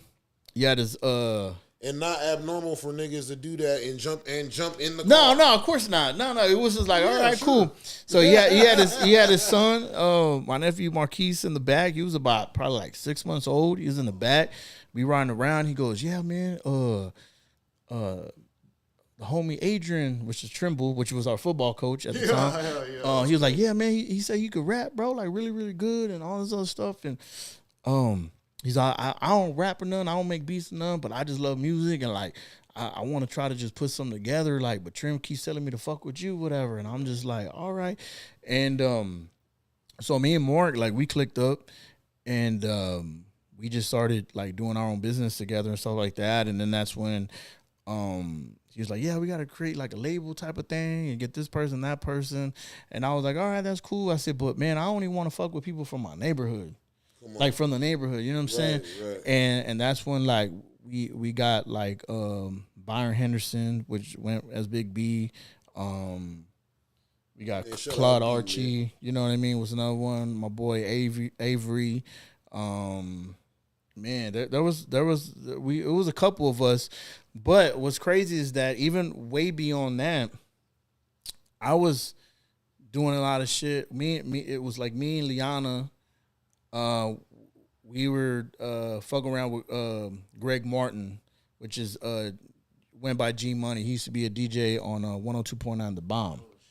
And he like kind of helped me get into certain things like that. And he was around like when I won the big old industry jewel. Yeah. Like he was around when I won the whole rap battle thing at Tequila Boom, and I opened up for 50 Cent, Master P, and things like that. So, but like I said, me and my homie Mark, like before he passed away, we had started all this stuff, and when he died, like that's when like people were like getting all this shit on iTunes and everything. That's when it had first came around and stuff like that. And I remember that was like one of our goals was to get a song on iTunes and things like that. And we listened to a lot of like freestyle shit, mixtape shit from New York and different places, whatever. And it's crazy because like a lot of the stuff that we used to talk about doing, or like, oh, like when I get big, we're gonna do this, whatever. It's actually already happened. Right. You doing it. Damn, that's shitty. Yeah. I mean, and I'm talking about certain things that if I would have told the average person back then, they would have looked at me like, bro, you out your fucking mind. That shit ain't never gonna happen. Like seriously, bro. Like it's crazy to think now. Like telling you about it. Like it's crazy that a lot of the shit that me and him used to talk about, I've done it. It's crazy. You know what I'm saying? And I've met and been in a room with certain individuals that I remember him just coming to my house and being like, man, listen to this or listen to that. And I have like a picture of me meeting that person or standing next to that person or being able to say I've had a conversation with that person. You know what I mean? Like it's just weird to me, man. No, that shit is dope. That's that full circle that you was talking about earlier. You know what I'm saying? Yeah. So at what point do you start to like get a little bit of recognition like in the hood? When I won the rap battle in high school, and I got to open up for Master P and 50 Cent. So now you got to take me to You can't just skip over that. Now I need to know about the rap battles. I need this story, bro. So how does the rap battle even come about? I'm about to steal one of these juices off this table, goddamn. How does the rap battle even come about? I think the rap battle, if I'm not mistaken, it was already going, and I jumped in like probably like in the middle of it. Now was this it was like a weekly thing. Okay, so this was like a once a week thing that y'all did like the students did on their own? No, it was a competition they were having at this place called Tequila Boom. Okay. Yeah, it's not there no more. It's a car lot now. But I got you. But yeah, that was just one of the little hood clubs, whatever, and they had a whole thing, and everybody was signed up. Was Tequila Boom on the west? Headed to the west, was on the side of SPID, right before you get to Whataburger. Okay. Like going towards Greenwood and whatnot. I think the All Star Mitsubishi car lot. I think that used to be all right there somewhere. Yeah, but everybody was signed up there. I mean, you had a lot of different names that are still rapping today that were signed up and everything, and I ended up winning all of it or whatever, and I was blessed to open up for them and stuff like that. So no shit, like how many people was in the attendance? Yeah, like that. No, not in attendance. That was signed up. That was signed up for the battle. I honestly think it was like 12 people. No shit. I want to say I mean this was fucking over 15 years ago, 20 years ago, but yeah, I think it was like all they asses. Yeah. Yeah, that's ill. That's you know what I mean? That's ill. And now was the prize to like the prize was to open up. Okay, was where to open up where? Like at Tequila Boom? No. Okay. One of the legendary spots in Corpus. Yeah, Yellow Rose Convention. Yeah, if you opened up there, bro, you was doing shit. Like you was on your shit. Like anybody that was somebody performing at the Yellow Rose, bro. You had everybody from Dapper Dawn and Small Town Killers. You had Flatline, Four Corner Hustlers. You had Low Key Ballers. You had like different people, bro. Like I remember walking backstage, and Hustlers, bro. I ended up walking into the I think it was E40 praying circle before he got on stage. I remember. Boy, Fonzarelli. Yeah, but But yeah, bro, like, and that was like, I think honestly, it's still probably one of the biggest crowds I ever performed in front of. It was crazy, bro. I had never seen like the Yellow Rose with that many people And inside of freaking, it. like, and you got to meet everybody that, like, I got to meet some of them. I can't say I met everybody, but for me being a No Limit fan and everything like that, it was cool to say that I opened up for them. And then to see like at that time too, a lot of people didn't know that Master P took 50 Cent on a Southern tour, so that's why he was a part of all that shit.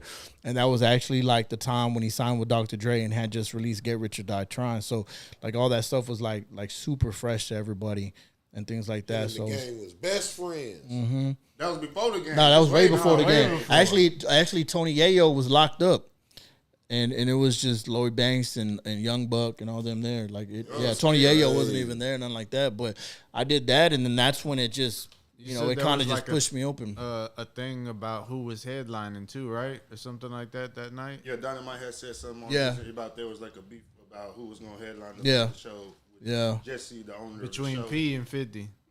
Oh yeah, Jesse. probably I wouldn't. It was a I mean, beef or like a discussion. no, because I mean at that time like.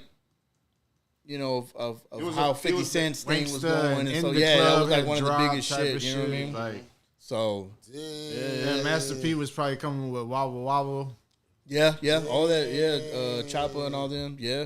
But I mean, I did all that, and that just kind of like solidified me. You know what I'm saying? That I was on my shit, and I just kept on, bro. I just stayed to myself, and I did my shit. I've always done my shit. I ain't ever put myself in little things, whatever. Like as soon as I started this shit, I knew what I was doing. I knew where I was trying to go, and I just did it, bro. And if you stood in my way trying to stop me, I was gonna run over you. I mean, that's still honestly, my mindset is still like that to this day because that's just what I'm used to. You know what I mean? That's why I don't fuck with a lot of people. I don't rub elbows with a lot of people. I'm not with dick riding. I'm never gonna put myself in a situation to act like I like this or like that. If I don't, if there's nothing there for me, I don't need to be there. You know what I'm saying? A lot of people take it in a fucked up way, but it's just the way I've always been, bro. You know what I'm saying? I've done a lot of shit for a lot of people that I'll never get credit for. I don't even care about it. But at the same time, like, it's just when I started in this motherfucker, I started by myself. And it's been like that. Like, besides the people that I came up with from the neighborhood that are still riding with me, like, but once I did the 50 Cent thing and everything like that, and they said my name over the intercom the next morning that I won and all this shit, bro, I was like, yeah, this is it right here. I already knew, bro. So then that from there, I just was getting on different shows. My homie Tuna used to own Down South Grills. You know what I'm saying? He fucked with me tough and would put me on different stuff. So I had a lot of support that I never had to. I wouldn't even say I've never done this, but I'm saying like I've never had to go and like beg for that support. You know what I'm saying? Like I get a lot. I think to this day I still get a lot. Yeah, I get a lot of love from people, bro, because it's like, again, man, like I show people love. You know, I don't ever sell nobody no bullshit. I've never been a gimmick. I ain't ever try to be somebody that I'm not. You know what I'm saying? Like, and I've never capped. You know what I'm saying? Like, so I just do my shit, bro. And I think that's why a lot of people still fuck with me to this day. You know what I mean? For the people that don't fuck with me and they have an opinion about me, just like the other day, I bumped into a cousin of mine. She's telling me this whole story. Oh, this person, da-da-da-da. And I didn't even know who this person was. Never met this nigga You know what I'm ever in saying? your life. But it's just because of what I done. I do it solely, like I said, by myself. I don't ever dib and dab with other shit or whatever. Have I done business with other people? I have, but at the end of the day, I do it solely by myself. And like, that's why I laugh. And I think it's comical when I hear a lot of negative shit towards me because I know where I go. I know who I associate with. I know who I do business with. And a lot of times I'm like, bro, you don't even, like, you got no reason to hate me. We're not even in the same building. You know what I'm saying? So, own bracket. Yeah, like we're not even in the same boat. You know what I mean? I started off on a rowboat. Now I'm on a whole other shit. You know what I'm saying? In my career goals thing, right? So, but at the end of the day, like, I just, that kind of just put me on a certain playing field or whatever, and that's when I just started doing like, I remember they were having something at Freddie Records at one point. Freddie Herb shit. Before the Freddie Herb thing. It was before the Freddie Herb. It was like you signed up, Blacks of the Booth thing, and you had to like sell a certain copies or whatever. And it was crazy because... This is what I believe Gentleman G was speaking on when he was here. Yeah. Like they had all that. And it was so crazy because like... And it's going to sound cocky like a motherfucker, but I know what I'm good at. You know what I'm saying? Like, but I say that I say that with pure confidence. I know what I'm good at. You know what I'm saying? So like when I was seeing certain individuals, say like, "Oh, we got signed to Freddie Records and all this other shit," and then when they came and offered me something and wanted me to put up money, I'm just like, why do I gotta put up money but everybody else over here? You know what I'm saying? Right. And and there's a lot of things that have come my way that I'm just like, I just find it funny because at the end of the day, I see certain things now, and I'm just like, you see, like I told you, you should have went with me. You know what I mean? But that like, I had a chance to do something like that. But then like my homie Tuna, like I mentioned him before, like he was one that would always tell me, bro, you don't need nobody out here, bro. Just keep doing your thing. Or like, but my boy Tuna had his hands in a lot of different shit. So a lot of it had to do with shows. A lot of it had to do with this and that or whatever. So like he'd put me on. Like, nah, I got my boy Playboy. He gonna go up there, whatever. You know what I'm saying? So I had a lot of people that were looking out for me, bro, just off the strength of like they just fucked with me. You know what I'm saying? Like Jimmy that owns Gemini and the ranch and all these different places. Like he was one of the first people to let me perform in the club. You know what I'm saying? So I'll forever be grateful for that because again, like performing in the club during DJ Dragon's set, which he never let anybody fucking rap, bro. Toxic? Club 1. Oh shit, even before Toxic. Yeah, I was barely like 18 probably at the time. You know what I'm saying? Like Dragon would never let anybody fucking perform on his set. If he did, I couldn't even tell you who it was, but I know I was one that he actually let me and he respected me because I think he saw what I was doing, you know what I'm saying? And he saw that I wasn't on no bullshit, you know what I mean? So he let me do that. But so it was like people like Jimmy, Tuna, Dragon, and just other people that were like throwing shows. Because back then it wasn't about how it is now. Like every show that would see this, and I'll say it, I don't give a fuck who gets mad about it, but all these shows that come to Corpus, all these shows that you see or whatever, you'll have 20 motherfuckers opening up. You think it's based off talent? No, it's not. So it's based off how much they're paying to be on that show. Paying for which slot? Yeah, what slot they going, right? Like, oh, this $200 slot, you're going to go right first or $500, whatever. And it's the name of the game, bro. It's a hustle. You know what I'm saying? Like anybody that gets mad, any promoter, whatever, that's just what it is. You know what I'm saying?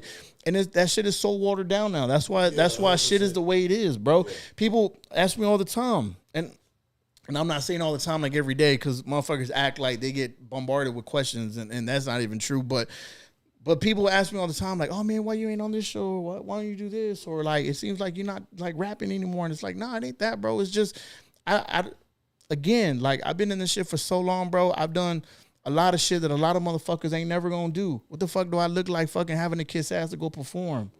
You know what I'm saying? Like, and then on top of that, fucking put money on it. Yeah, but you know what's so crazy? These are the same motherfuckers that would ask me to do something for them, but want me to do it on the freebie. You get what I'm saying? Thank you. You know what I'm saying? So it's a lot of shit like that, bro. Like, so shit like that, I don't respect it, bro. And I. Whatever any artist does on their own, bro, respect to them, whatever. But me, have I paid to be on shows? Of course I have. You know what I'm saying? And I get it. It's a part of the game. And again, I'm telling people, I know a lot of motherfuckers now that will fucking swear up and down and take it to the grave that they haven't paid to be on shows. And that shit is not true, bro. Right. It's not. But what's so crazy, see, that's the difference between me and somebody else. I don't have to lie about shit like that. You know what I'm saying? 90% of bro, 90% of the shows I've been on, bro, I've never been paid for them. Never. But have I paid for them? Most of the time, no. You know what I'm saying? But that's just what it is. Like around here, like it's just bad. But it's honestly, it's everywhere. Like that's just the name of the game. Somebody puts some money up. They bring the artist. They're gonna try to recoup some money back that they might Slang some tickets. lose. So yeah, slang your tickets. You keep your money, whatever. That's just all it is, bro. But and so it's become like a biased pissing contest.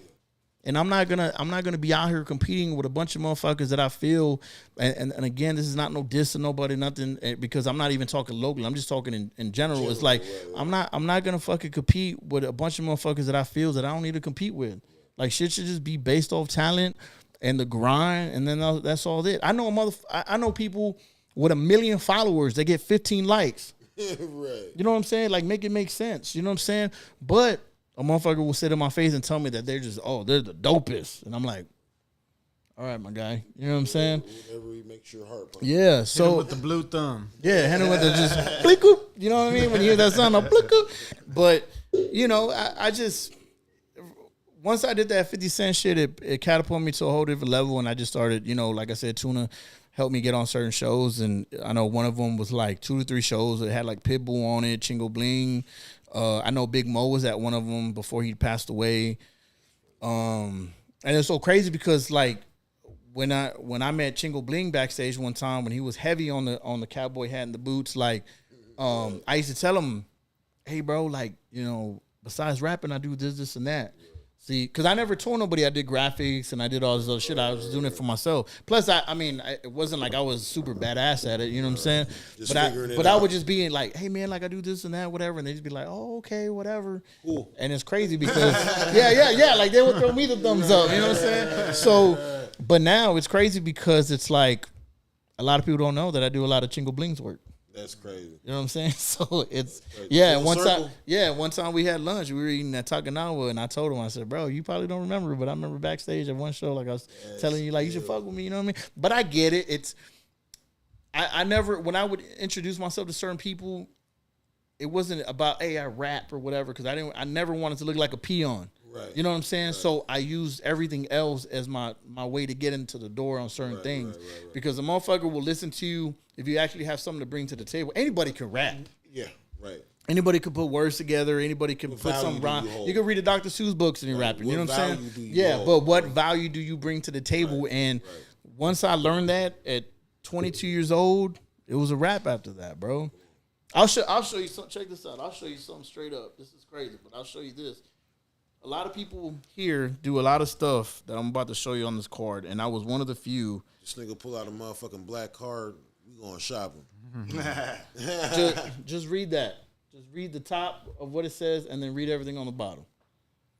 Mr. Playboy, CEO, producer, booking info, Mr. Playboy. No, don't have the address. Trust me, I got you. And then I was gonna say, I can't give you the rest. Yeah. Specializing in custom beats, studio time, graphic design, Mr. Playboy at. You know what I'm saying? We'll come back to the music stuff, but let's go to the beginning of the graphic design because I remember a couple of years ago, whenever we had the plug, you were kind of telling us a little bit of the story how you had started with like the No Limit influence and stuff like. I remember you had said you couldn't find nobody to do your cover, so that's why you started doing your own. If I'm not mistaken, that's what you had said. Yeah. So I mean, I used to just take my own pictures, and again, I didn't have the money. Like my parents never funded this shit. You know what I'm saying? Like my pops worked for CCISD, my mama worked for Dillage. You know what I'm saying? My brothers were older; they were already working and things like that. So I was, you know, I kept myself at home, bro. Like I wasn't in the shit like everybody else that I grew up with. But it was only because I knew, like, how am I supposed to get to this if I'm over here doing all that? Bro, I've never even I've never celebrated a spring break. Right. I gotta focus. Think about that. In high school, like the kids are now, I've never celebrated that. I couldn't tell you about going to the beach and going, like, I didn't give a fuck about none of that. Right. To me, none of that was gonna make me money. Right. You get what I'm saying? So focus. Yeah, I was bro, like determined. It was like I knew where I was trying to go. That's all I knew. So going to the beach, going and doing this, riding around, whatever. I knew that shit wasn't gonna get me there. You know what I'm saying? And so you know, I would take my own pictures, design my own shit, and I would get the No Limit covers and all the other CDs I got, and I would just try to mimic what I saw. That's how I learned Photoshop. You know what I'm saying? It was actually my geometry teacher that told me that the program that they needed to get was Photoshop. Right. You know what I'm saying? Yeah. And then I was in print shop and I got the program. I got told how to get the program and then I downloaded it and that's how I started doing it. But yeah, it was a rap. You said they wanted to like do like the No Limit style covers because you wanted to figure out how they put the bling or something. Yeah. I wanted to figure out like how they put the diamonds in the letters and all that shit, whatever. So a lot of people that have seen Mercedes, my work, a dog, a castle, all that stuff. Yeah. But all the people that have seen my work, in fact, you know, need one of them. There's only a couple people. I mean, mixtape wise, I did it a lot, but Dapper Dawn is one of the few people that have actually like wanted me to keep this stuff like that, but with a modern twist. You know what I'm saying?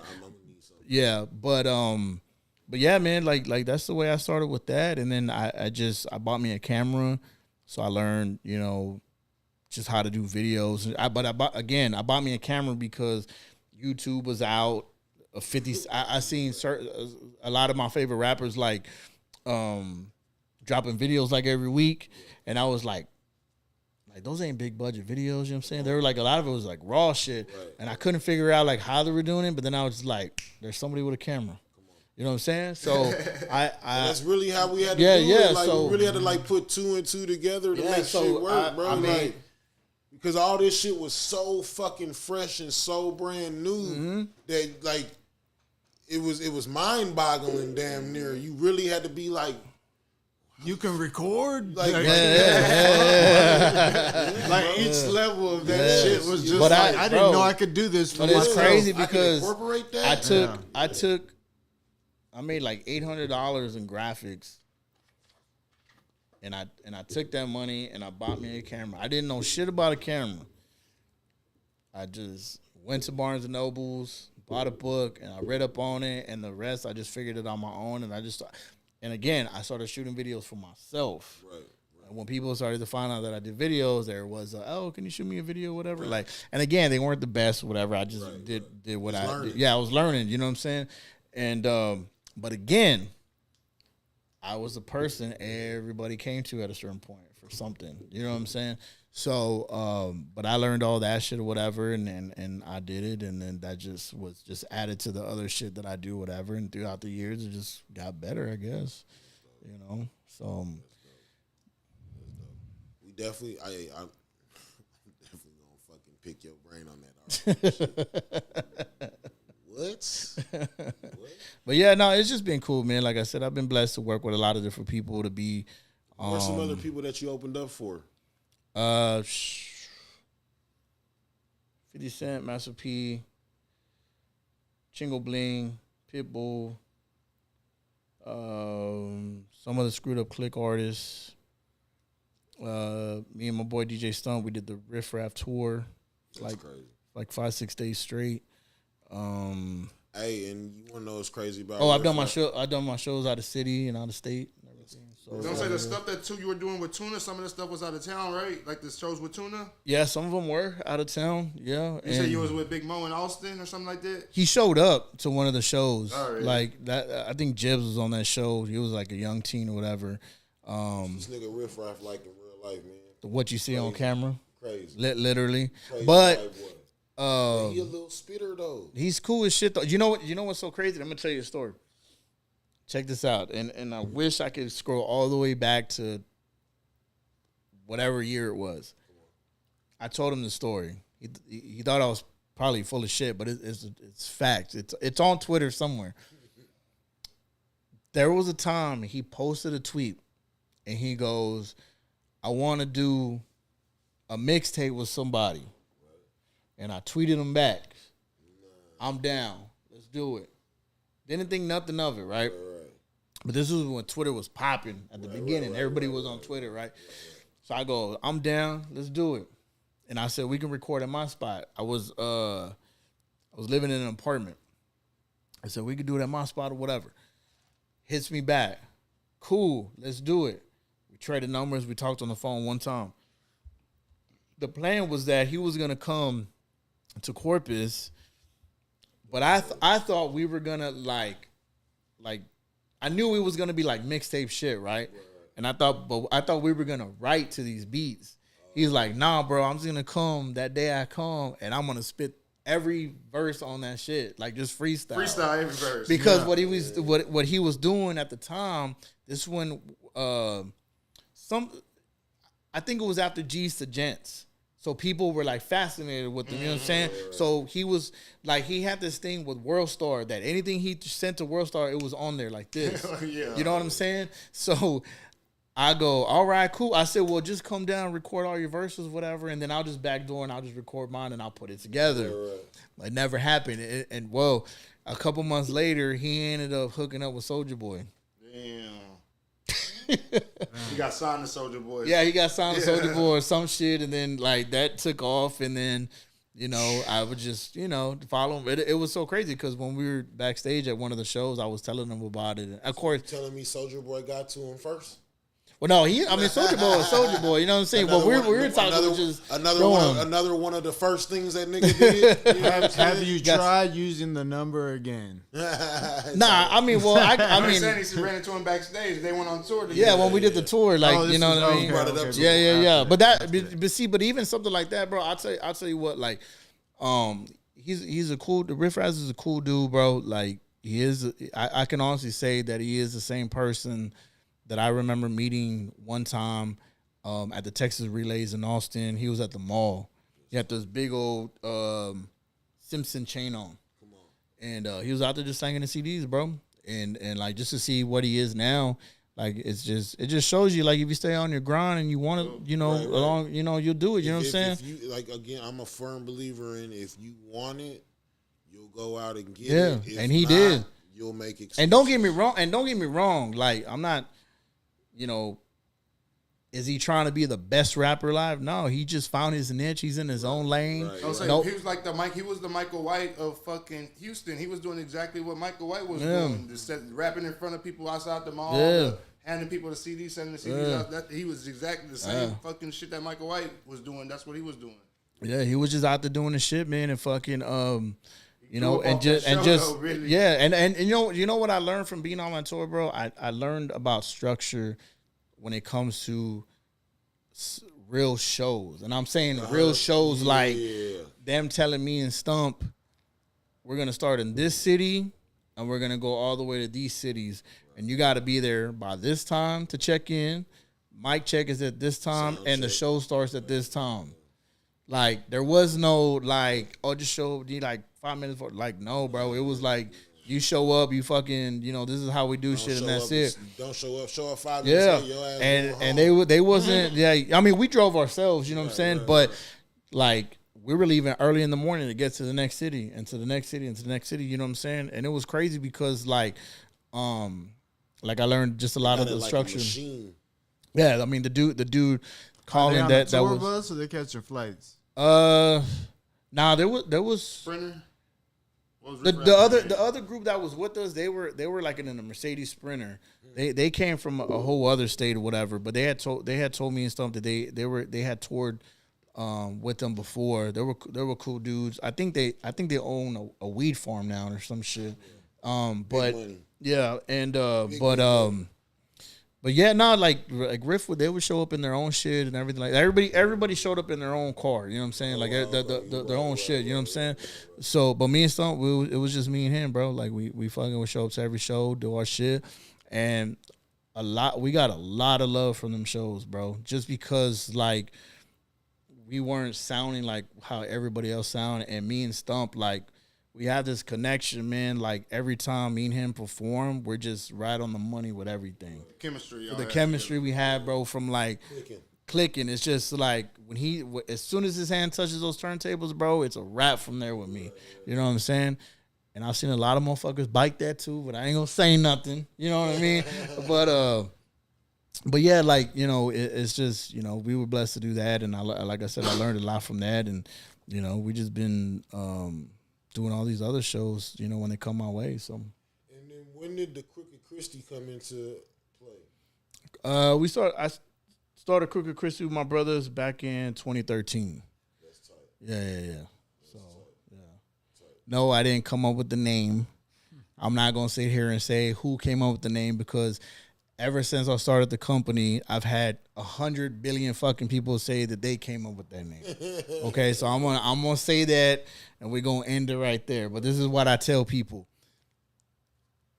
I trademarked it, I own it. That's it. This is mine. The end. This is what I do. Is on a professional thing, and whatever it is whatever it is. I'm sorry, but I'm just a person that does stuff right.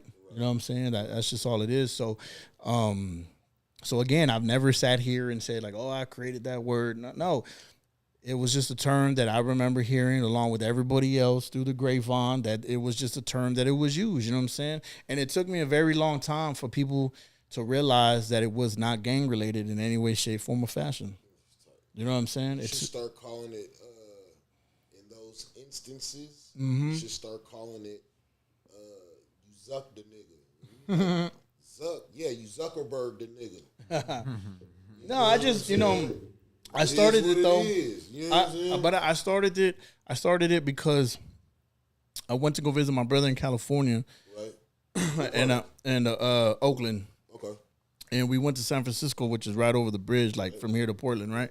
My mom's from San Fran. Okay, so we go into this one store. The store was called Zero Friends, and actually, my brother was parking his car, and I got off, and I saw that store. When he parked the car, we went in there, and it was like a little shop, bro, probably a little bit bigger than here. And the dude that owned it, he wasn't there, but the dude was like an artist. Like he draw all these like little crazy little cartoon beans, or he would take like characters that people know, like say like Steve Urkel, but he would draw him looking like a zombie dripping and stuff. It was crazy. Yeah, I know, but anyway, we go into that store, whatever, and I'm just peeping or whatever, and I'm just like, damn, this is dope. They got art on the wall, and they got this and that or whatever.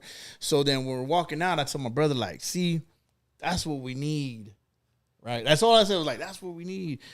And he was like, what you mean? And I was just like, that's what I want to do, man. I want to create something like that is like our own, like the city. Like I want it our own because again, like it's a space. Yeah, because you see everybody like at the time was. Everybody had a Screwston shirt or a Screw shirt or a Houston shirt or a San Antonio shirt. But to me, there was nothing that represented Corpus in a way that would relate to the average, like, person that lived here. You know what I'm saying? Average Corpus Christian. Yeah, so it's like, Christian. Yeah, so, right. Church. So I took something that I knew people were familiar of, and I went through the proper channels, to do what I had to do. So, so we create what a lot of people don't know is that we created this whole thing almost like overnight. We go back to my brother's house. We're sitting on the couch, and he's like, "Man, you really want to do that shit?" And I was like, "Yeah, like let's just do it." Like, I'm not even thinking cups and croc charms and all this shit at the time, right? I'm not even thinking. I'm just thinking like, man, we just got to create something, right? So, my brother, he does. Are you A1 in Photoshop at that point? Yeah. Okay. No, this is 2013. I'm already like, I'm already fucking with certain people over there. You know what I'm saying? Like, so. A lot of times, a lot of the trips I was going to California for was to do business with other people. Oh shit! It's just my brother. Yeah. Shit. Some of it was, and then some of it was just like music business. But it just happened that my brother lived out there. You know what I'm saying? And it was a blessing for me because I'm a huge Raiders fan. You know what I'm saying? Part of Raider Nation. So when my brother, when they were still there in Oakland, it was just like, oh shit, that's me out there. You know what I'm saying? And bro, I've been in the cut. Like, I've been in places in Oakland that they told me, like, bro, you shouldn't even be here. You know what I'm saying? But I was there with Mr. Fab's cousin. Like, it was crazy shit. Yeah, like legend shit. And so I was just Mr. like, Fab can go anywhere and fucking. Oh, get love, bro. Anywhere. Goddamn where, dog. So I go anywhere. So I go, we go back to his house, sit on the couch, and we're going back and forth or whatever. Is dropping like, Bro, this nigga is talking about going back to the crib with Mr. No, he's No. The fuck? Okay, I'm following. Let me pull them back, cause see, You lost me for stretches. okay, No. Okay, I'm with you. No, so I've been out there and been in the same place or Mr. Fab's hood and everything like that. Right. But so we go back to my brother's house, and my brother does advertisement and marketing, things like that as well. So he designs as well. That's tight. So we going back and forth, whatever, and he's like, "Oh, what do you like? If we did it, like, what you want to name it?" And I was just like, "I don't know, man." And I was just like, "You know what? We'll name it Crooked Christie." My brother didn't really understand the term at first, you know what I'm saying? Because remember, we live in different little worlds at the time. Right. So I'm explaining what it means, and that the average person wouldn't know what it is and everything like that. But I knew what type of slack it was gonna come with it. You know what I'm saying? So when we started to that's a given. So when we started to design everything, and we were going back and forth, and we had like different versions of the logo and different things like that. Like when we settled on what we have now, like the goal was to make sure people understood that it wasn't gang related. It wasn't just for one thing or anything like that. It was created to just for the city to have something that was relatable, and to me that would be cool. It's one thing to wear a Corpus Christi shirt. You know what I'm saying? Like it's one thing to wear that, but when you wear something like Crooked Christie, like when people wear an H-Town shirt, it's different if you just put Houston on it.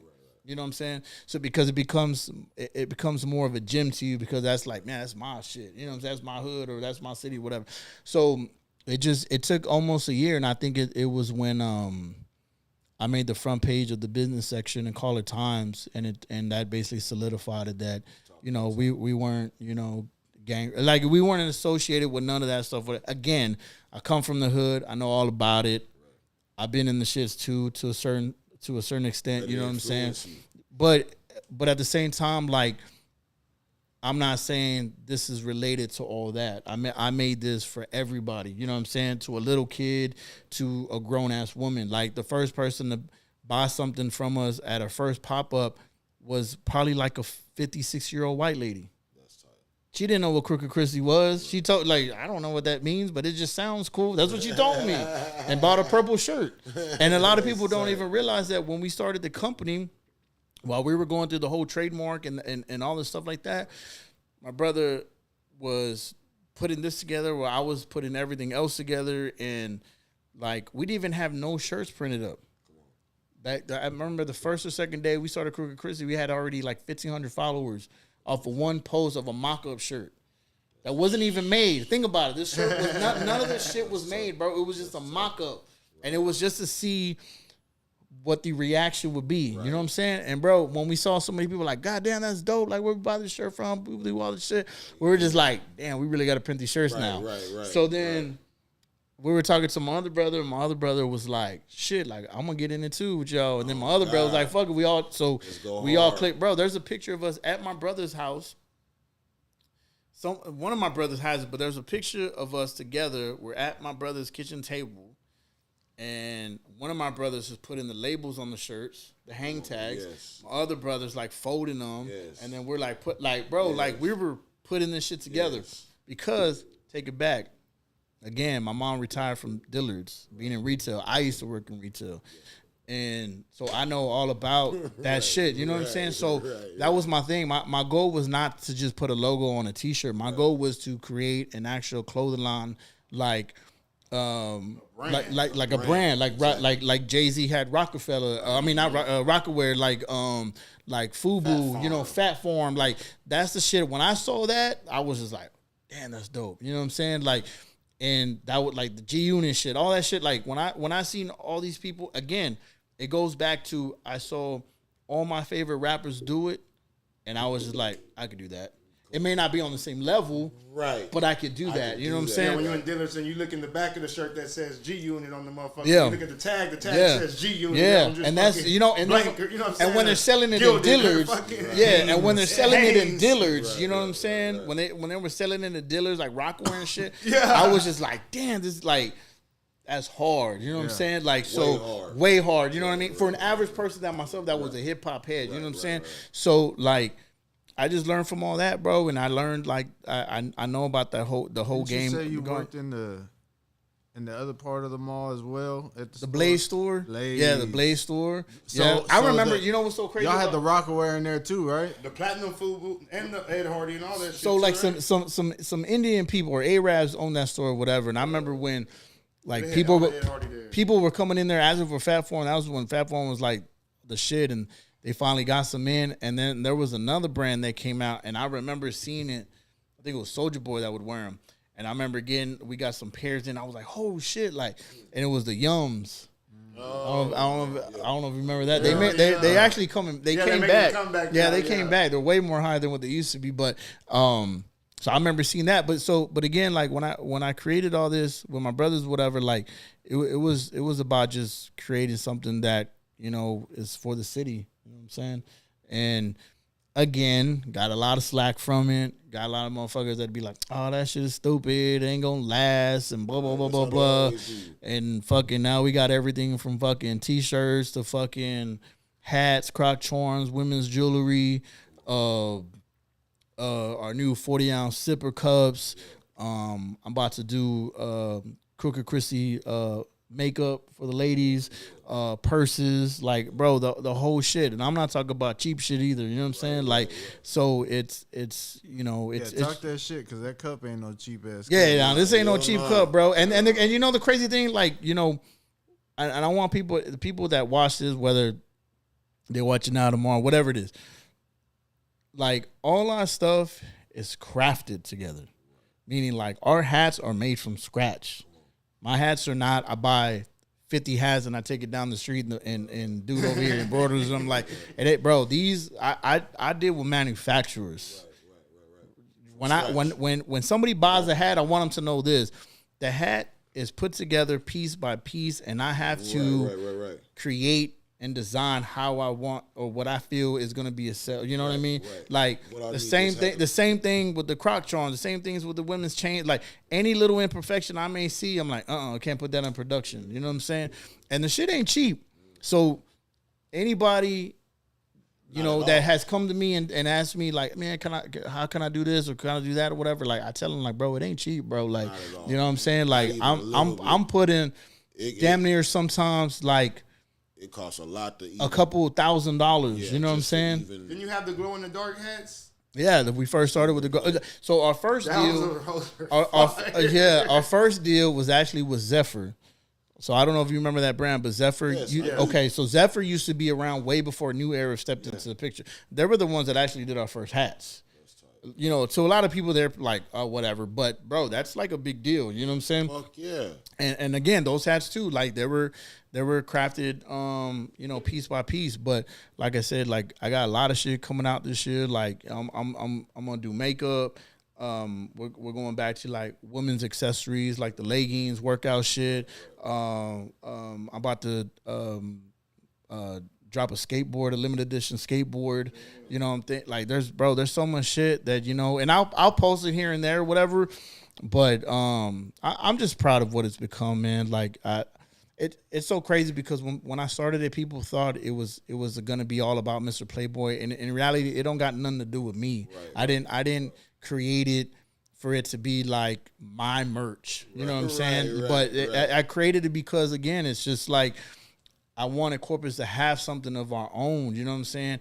And I've seen a lot of people downplay it. I've seen a lot of people talk about it. I've seen a lot of shit come out after we started, you know what I'm saying? And again, I'm not here knocking nobody's hustle or saying that I did it first or none of that shit or whatever, but I'm just saying that a lot of people try to sleep on something that I know inspired a lot of motherfuckers. You know what I'm saying? But I make sure that anything that we put into production is 100% legit. I tell everybody, if you get into anything, music, graphic design, camera work, fucking painting cars, fucking working on cars, if you yourself will not pay somebody for that, it's not gonna work. So I don't ever wake up one day and I say, oh, you know what, I'm gonna design that hat because I like that color scheme. I don't ever do that, bro. Like, I'm not a Dallas Cowboys fan, But am I gonna not make a navy blue cowboy color Crooked Chrissy hat? Of course not. You know what I'm saying? I am gonna do that. Why? Because it's not about me. You know what I'm saying? Yeah, it's a business. Like I think about it from the consumer standpoint. You know what I'm saying? It's just like everybody, you know, is running to go get a Stanley. I'm just like, fuck that, bro. Get your Crooked Chrissy cup right here, baby. You know what I'm saying? Way lesser than a Stanley, but still the same infrastructure it up, you know what I'm saying? But when it comes to that, you know what I'm saying, I'm proud for what it is, you know what I'm saying? I'm you know, a lot of people don't know that my homie 211 over there at the Trade Center, you know what I'm saying? He's a Crooked Chrissy representative and sells a lot of stuff in underground sounds and shit. And every time somebody buys something, bro, he sends me a picture. You know what I'm saying? I haven't posted them up yet. He be on his shit with that I shit, haven't bro. posted it up yet, bro. Like none of those pictures, but he sends it to him. I have so many people that I can show you buying that cap, buying the socks, buying the slides. He sent me a picture the other day. The dude had everything that he was selling. You know what I'm saying? But again, I know some of those people, bro, they don't know me as Mr. Playboy. Right.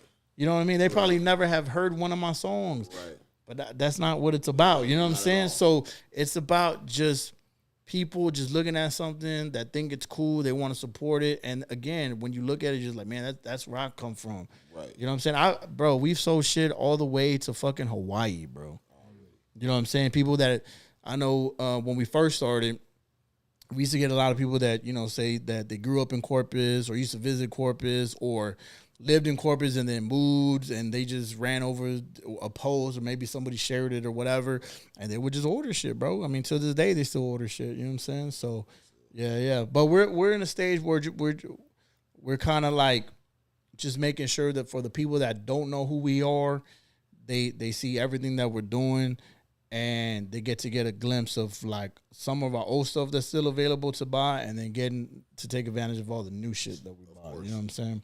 So like I think our next drop comes in probably like 2-3 weeks. It's gonna be one of our hats is the same color as the Houston Astros, and then we have another Crooked Chrissy hat that are the same color as the Hooks, and they're kind of designed to be more like baseball-ish or whatever and stuff like that. So, but again, those will be limited too. So everything that we make is almost like limited. Like so, there's only a certain amount made, and once they sell out, that's it. You know what I'm saying?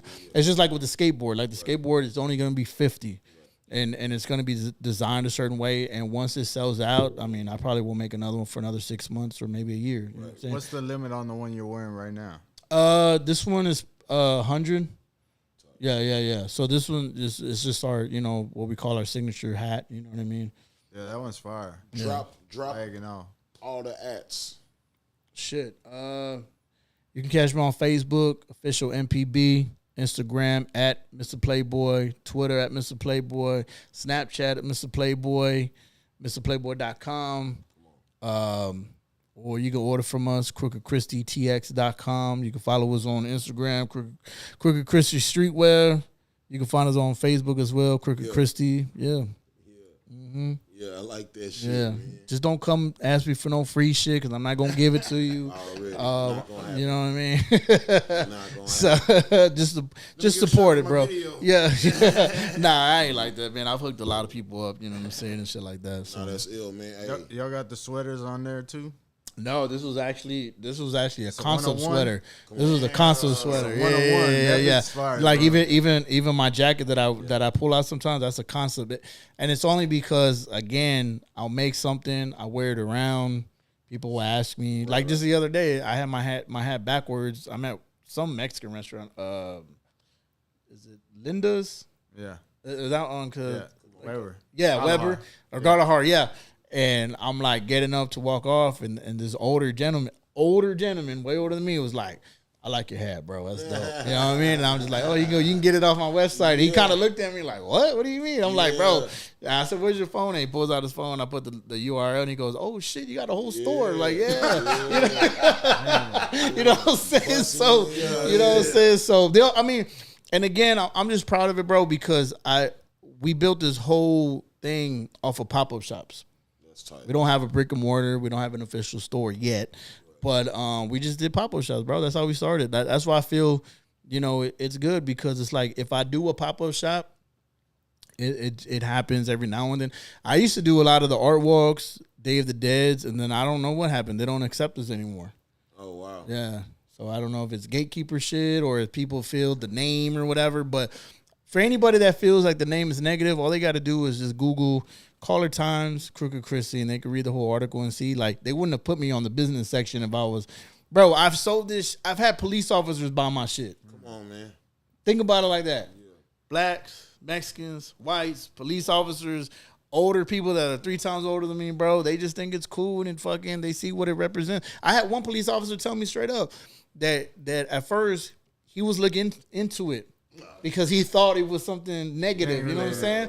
He thought he was on to something. He thought he was on to something. Like, oh, I got it right here. You know what I'm saying? And he actually showed up to one of our pop-ups. He wasn't in uniform, whatever, but he introduced himself and like kind of told me the story, and I just started laughing or whatever. And he goes, "Nah, bro, I've been following y'all. Like, at first I thought it was real negative because of just the name. And then when he started to see like the shirt designs and everything we were putting out, he was like, bro, I knew I had to buy one of these. So you know what I'm saying? Like, we've sold to everybody, bro. Like, it's to me, it's just for everybody, bro. Like, it's just what it is, bro. So shit. Before we get up out of here, talk about going to New York and getting on Hot 97. That's crazy. It's crazy that I've been on Hot 97, but I've never been on Hot Z95. Come on. We're working on it.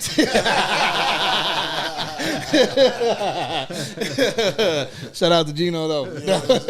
Nah. That happened because so when some shit happened, some like meme shit or whatever related to me, whatever, 50 Cent shared it. I didn't know how big it got.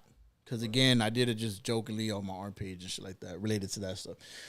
And I got discovered by, which is a good homie of mine now. His name is Rich God. Shout out to him. And he found me on Instagram, sent me a message, and then we traded numbers, and we got to talking and whatever. And it was so crazy because I don't remember the dude's name, whatever, but there was this, like, music video that would always pop up on my Facebook. But it was, like, a dude from New York. Sponsored? Yeah, it was a sponsored video. And it was like, they had like this, like the video was like Italian theme, like mob boss type of shit. I can't remember the dude's name, but I remember seeing this video all the fucking time. It was like this Italian dude and this black dude rapping. And so this dude hit me up, whatever, and he was like, yeah, man, I see your shit, like, man, it's dope, or whatever. And he started talking to me about different shit. And he started talking to me about how he takes photography of a lot of celebrities and does all these parties and all this shit. So I was like, well, that's dope. And so I'll say that to say this is that what a lot of people don't understand, that like when people hit me up for graphics and all this shit and they're related to somewhat music, within 30 seconds, I kind of remind them that like, I don't give a fuck about none of that shit.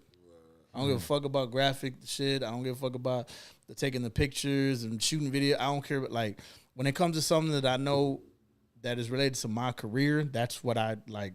Yeah, I do that, but I actually do this. And that's where they learned about Mr. Playboy. You know what I'm saying? So we did that. And then, I did that with him. And he was just like, well, send me a link to your music and all that shit. So I sent it to him and he followed me on there.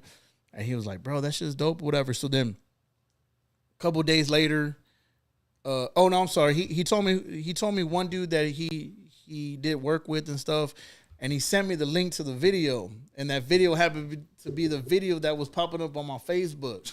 I swear to God, bro. I'll find that video and I'll send it to one of you. But I just remember it was like Italian like theme. So anyway, I was just like, yo, I just seen that video 1,000 times. 1,000 times, bro. Like whoever this dude was pumping money in that motherfucker to be promoted everywhere, right? So he goes, yeah, the black dude in the video, that's my homie, whatever. Like, oh no shit, whatever. So anyway, so fast forward this, whatever. He hit me up a couple days. He hit me up a couple days after that, and he goes, "Hey, bro, that shit that 50 Cent shared, whatever." And I said, "Yeah." He goes, "Bro, that shit everywhere in New York. Like everybody's talking about it, right? Like." And I'm just thinking, like, I just blowing that shit up, bro. He's like, nah, bro, like everybody talk about this shit.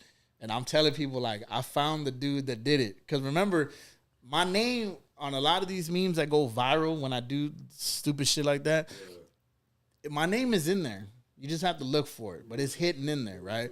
Like there's Which some. one was this a specific one that went viral? When he was beefing with Meek Mill. Oh, and you had made like a Meek Mill obituary or Yeah, something like that? yeah, but he had killed his career and shit. Yeah. It was crazy. It was crazy, bro. So so this was around Super Bowl time because it was January, February when this shit happened, and then honestly, it was the week of the Super Bowl when he called me. It was like, bro, this shit's all over New York. People talk about it, and I keep telling him I found the dude that did it, but nobody believes me. He's all like, "Can you get up here?" And I'm just like, shit, let me check my funds, you know what I'm saying? Because my money was kind of funny at certain peaks because of all the stuff that I was doing, you know what I'm saying? Like, and again, at that point, I'm grinding on my own, so I didn't have like a 9-to-5, and I didn't have none of that shit, whatever.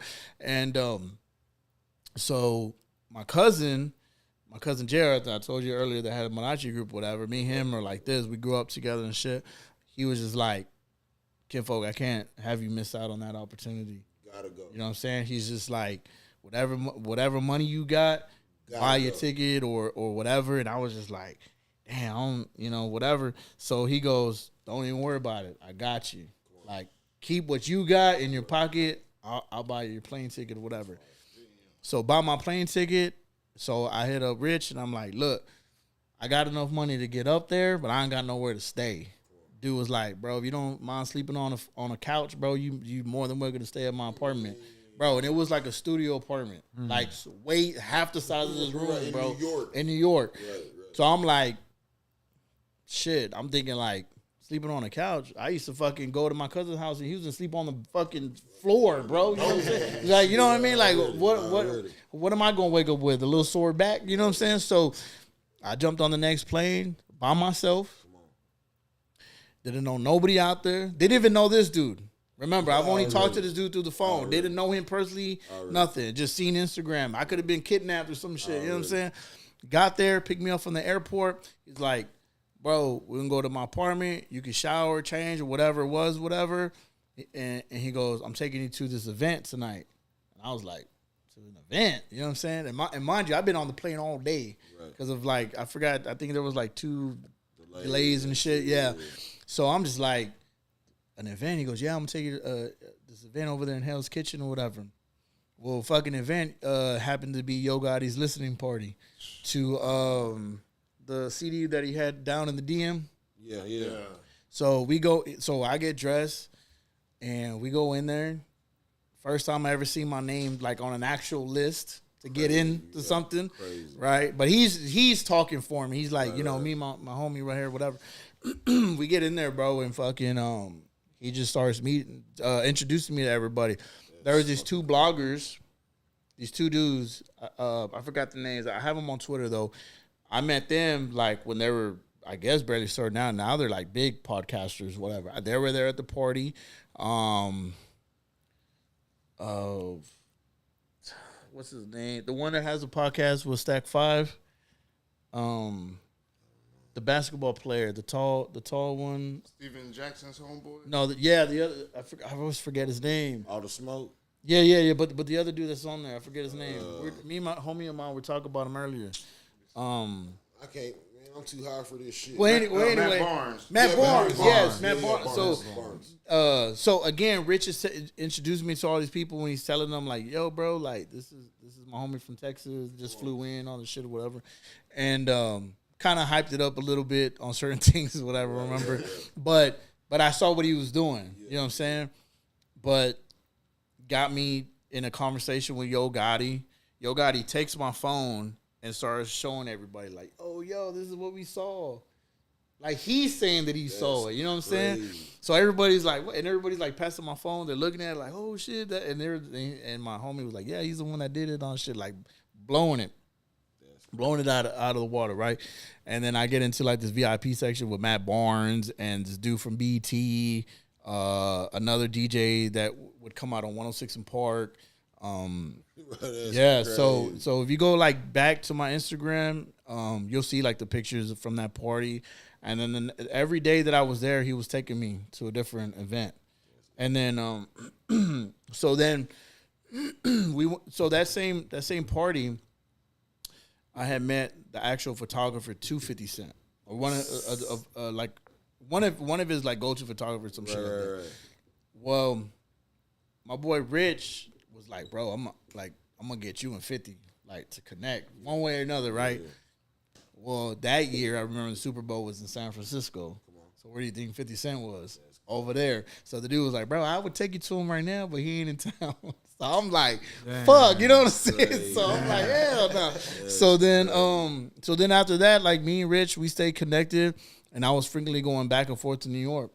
And then that's how I kind of linked up. So one of my first shows in New York, it was called Santo's House. I think it was in Chinatown, if I'm not mistaken. Believe it or not, Loaded Lux came and saw me perform. Mm-hmm. One of the top battle rappers came and saw me perform, bro. Yeah, so it's crazy. And there's I have a video where like he's walking and doesn't notice I'm the person because again we had never met in person, whatever. And I'm just like, I'm like, yo, and he's like, oh shit, you know what I'm saying? Like and my friend has it documented, like we're chopping it up. But yeah, like he came and saw me perform, bro. It was crazy, you know what I'm saying? And again, this is no cap. I have everything documented, picture, video, like it's all there, you know what I'm saying? But it's just crazy, again, like, you know, to be in the position that I am right now, whatever. But, and then after that, I would just go freely back and forth. And the way I ended up on Hot 97 was because, you know, I was doing what I knew what to do, and that was rubbing elbows with the right people. Right. You know what I'm saying? But when I talked to Funk Flex on the phone, it wasn't about even the radio interview. It was about something else that he needed from me, and I did it for him, whatever. And then, like a couple of days later, they hit me up, and one of the dudes from the DJ group thing that they had, was it Shock the Street? No. I forgot the group, the DJ group, whatever. They're still around, but he hit me up and was just like, hey bro, like, you know, we want to feature you on Hot 97 on this like upcomer artist segment. So again, like the radio interview wasn't with Funk Flex, you know what I'm saying? Right. Obviously, but and again, still, that's how a lot of people try to downplay it. Oh, it wasn't with Funk Flex, though. You know what I'm saying? But it was in the same room, and I was sitting in the same chair that fucking, I think Nicki Minaj had just sat in like a couple weeks ago. Like, bro, 99.9% of the niggas that you know is never gonna make it to that building. But let me tell. Even on vacation, how many niggas have sat on this couch and they never been out of Texas? The fuck? But you know what's so crazy though is when they told me that, I was just like, again, it goes back when me and my homie Mac used to sit in front of his grandma's house and we would listen to Hot 97 and shit, because he had what was it, Sirius XM or whatever, and he would just be like, bro, that'd be so dope if we got on there one of these days, or like if you would get on there one of these days and all that shit. And then I was just always fascinated with like Rap City and doing the freestyle and shit. So when they told me about the interview thing, I was like, yeah, it's cool. I said, but I got a rap on there. Like, and they were like, what? I said, bro, I got to rap on there. Mandatory. I got to rap on there. If I can, I need to. I got to rap on there. So they were like, all right, cool. We'll just do it at the end of the interview, whatever. So yeah, I got on there and you know, did my shit or whatever. And again, like to hear my song played on New York radio, to hear that, to just hear my voice on there, bro. Bonkers. It was crazy. I had to download. I remember they hit me up and they're like, hey bro, we're gonna play that interview, because it's all pre-recorded, you know what I'm saying? It wasn't live or whatever, but they were just like, yo, you know, we're gonna play that interview and stuff. And mind you, me and Stump had just started fucking with each other. So I want you to talk about that part, how you had said that you had hit up Stump and said, hey, we about to take, you know what I'm saying? Like, yeah. So me and Stump, so I met Stump, we were doing an event for a high school, and they hired me to do like camera work and all that shit, and he was a part of the DJ stuff, and he wanted me to he wanted to hire me for certain things, whatever, and then he would just ask me for advice and stuff, and I told him, I said, well, if you want to be the best DJ in Corpus, bro, you got to do the opposite of what these DJs are doing. So I put him up on game, whatever, you know what I'm saying, and we just went from there. And then I just saw the potential in him. I saw the talent that he has. Like despite all the shit that he's been through and the little mishaps that he's had, whatever, bro. Like I just see the talent in him, and I know in my eyes he's one of the best DJs in Corpus. And I would literally put my money behind him that he will fucking do a lot of these DJs out here out. You know what I'm saying? And that's me telling you that I'll put my money on him. You know what I'm saying? Because you can't fuck with him. I don't get like fuck the shit that he's fallen into and everything like that, bro. Like, but when it comes to him and those turntables, can't nobody fuck with him, bro. I don't give a fuck what anybody say, bro. And I stand on that. That's business I stand on. Like, it can't nobody fuck with him, bro. But what's so crazy is that despite everything he's been through, bro, he's one person that I feel that doesn't get a lot of respect as a DJ. You know what I'm saying? Like, there's a lot of people, again, oh, I'm a DJ today. The rapping shit didn't work out, so I'm a DJ now. You know what I'm saying? Yeah. Like, a lot of that shit, bro, I can't get behind that shit. Because it's like, it's just a gimmick, bro. Like, you know what I mean? Somebody like him, somebody like Chris Fonseca, somebody, you know, like Dragon, some, you know, people like that. You know, even King, you know what I'm saying? Like I look at, like, those are real DJs. You know what I'm saying? And I'm not saying that nobody else is, you know what I'm saying? Like, Fame's out here doing his thing, you know what I'm saying? There's a lot of people, but Fame was smart. Fame, you know, looked outside of the box, you know what I'm saying? And that's why he's winning the way he's winning, because he's not catering to just one certain thing, whatever, you know what I'm saying? So I give him props on that. But somebody like Bobby, you know what I'm saying? Like, he's a very talented dude, bro. And when I called him and I said, hey, bro, like, I got this opportunity.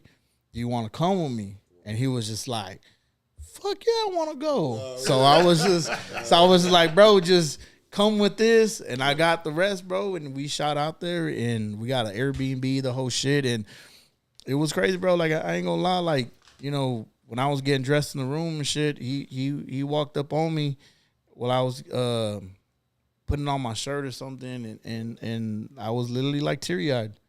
I was teary-eyed because, and I'm not talking about like water in eyes. I'm talking about like tears coming down my face for the fact, bro. Well, because a lot of people don't understand, bro. Like, you know, I lost my best friend when I was 23 years old. He was 27. You know, and to this day, bro, like till right now, and I might get choked up talking about it, but it's only because it's real, bro. But I swear to God, like, if I would have had what I have now back then, bro, I would have done everything to keep him alive. You know what I'm saying? And I think, like, with somebody like Bobby, like, again, despite all the shit that he's fell into, like, people have questioned, you know, why I'm still friends with him or why I do this, whatever, bro. It's because I already know what it feels like to bury people. You know what I'm saying? And like with somebody like him, bro, like, That's my dog for life, bro. And I don't care. Like, I'll stand on business to say he's one of the best DJs out here. And like, for as long as I'm alive, bro, I'm gonna try to put him on game as much as I can. You know what I'm saying? And to make sure he wins, just like any of my homies, bro. B, Claude, AV, Adrian, you know, all those dudes, bro. Because I look at it like this. Like, when I went out to Hot 97, bro, it wasn't just about me, man. I just look back at all the people that have died from my neighborhood, that have that never made it out, and I look at it like, shit, I did it. You know what I'm saying? And what a lot of people fail to realize, bro, like, I didn't pay to get on there. I didn't beg anybody to get on there. I got asked to be on there, and I showed my ass on there. You know what I'm saying? Like. And it was like, even DJ ET, I remember bumping into him at one time, and he was like, bro, I finally seen that freestyle, bro. You went hard on there, bro. You was just like spitting word after word after word. He's all, you kind of fucked up, but you didn't even, like, that didn't even bother you. You just kept going. Because I knew, like, bro, this is my shot right here. You know what I'm saying? But at the end of the day, bro, like, it was, shit, I was blessed to be on there, bro. And it's just like, again, like you said, the saddest thing was, I'll tell you the saddest thing was, and Stump can confirm this. When we was coming home on the flight, he goes, damn, bro, what do you think everybody back home is going to say? You know what I told him? I don't give a damn. No, that's not even what I told him, bro. This is what I told him. I ain't gonna get no love from that shit. Already. And you know what happened? I ain't getting no love from that shit. Every person that be out here talking about corporates need to stick together, us artists need to stick together, were the same motherfuckers that were hating on me.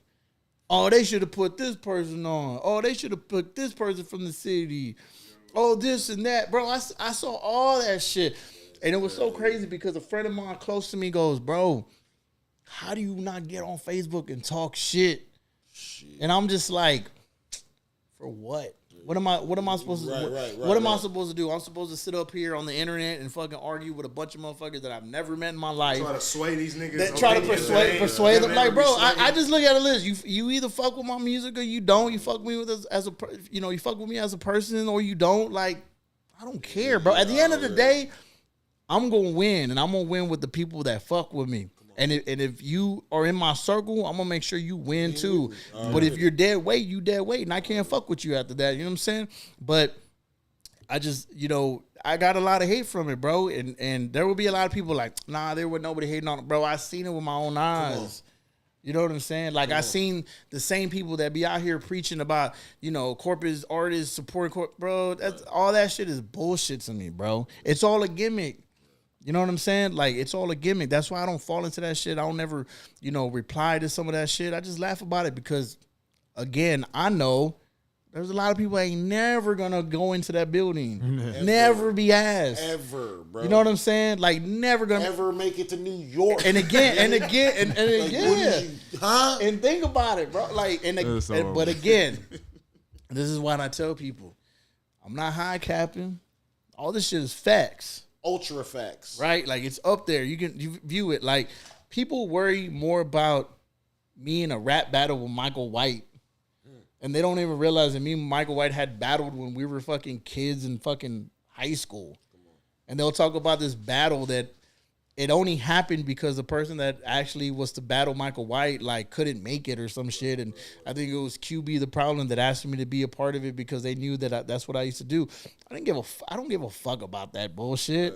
Like, that to me, bro, I was just a part of something that just happened. I did it, and then I did it. That's all it was. But when it comes to stuff like this, bro, I saw so much hate thrown my way, bro, that I was just like, I saw what type of temperature people were on, and I just kept it like that. That's why at one point, there were so many people that would tell me this person had, something to say about me, or that person had something to say, whatever. And again, I know who I associate with. I know who I'm around. I know who's around me 24/7. So what I did, I just took every rapper off my Facebook or anybody that was related to certain rap. And because I just figured, well, if I take myself out of the equation, you can't talk about me because I'm not, you know what I mean? Like, I'm out of sight, out of mind type shit. And I was in that list. Yeah, like, bro, there was a lot of people, and a lot of people felt a certain way. But again, I'm here to just tell you, what I do? I know I talk shit. We had this conversation. I was trying to pinpoint the day and time and all kinds of shit. But honestly, it was just because, bro, like, I just look at it out of sight, out of mind. Like, I don't sit up here like I don't do no pocket watching. I don't worry about what the next man is doing. You know what I'm saying?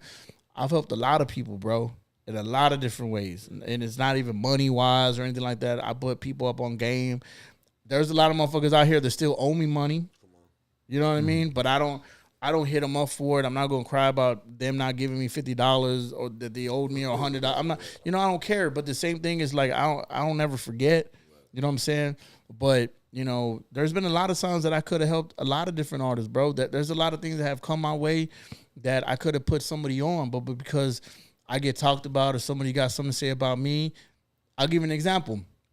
The dudes that handled the Riff Raff show contacted me when I was bedridden at one point and was asking me, was like, hey, bro, we got this tour in California or whatever. Like, we want you to get on there or whatever.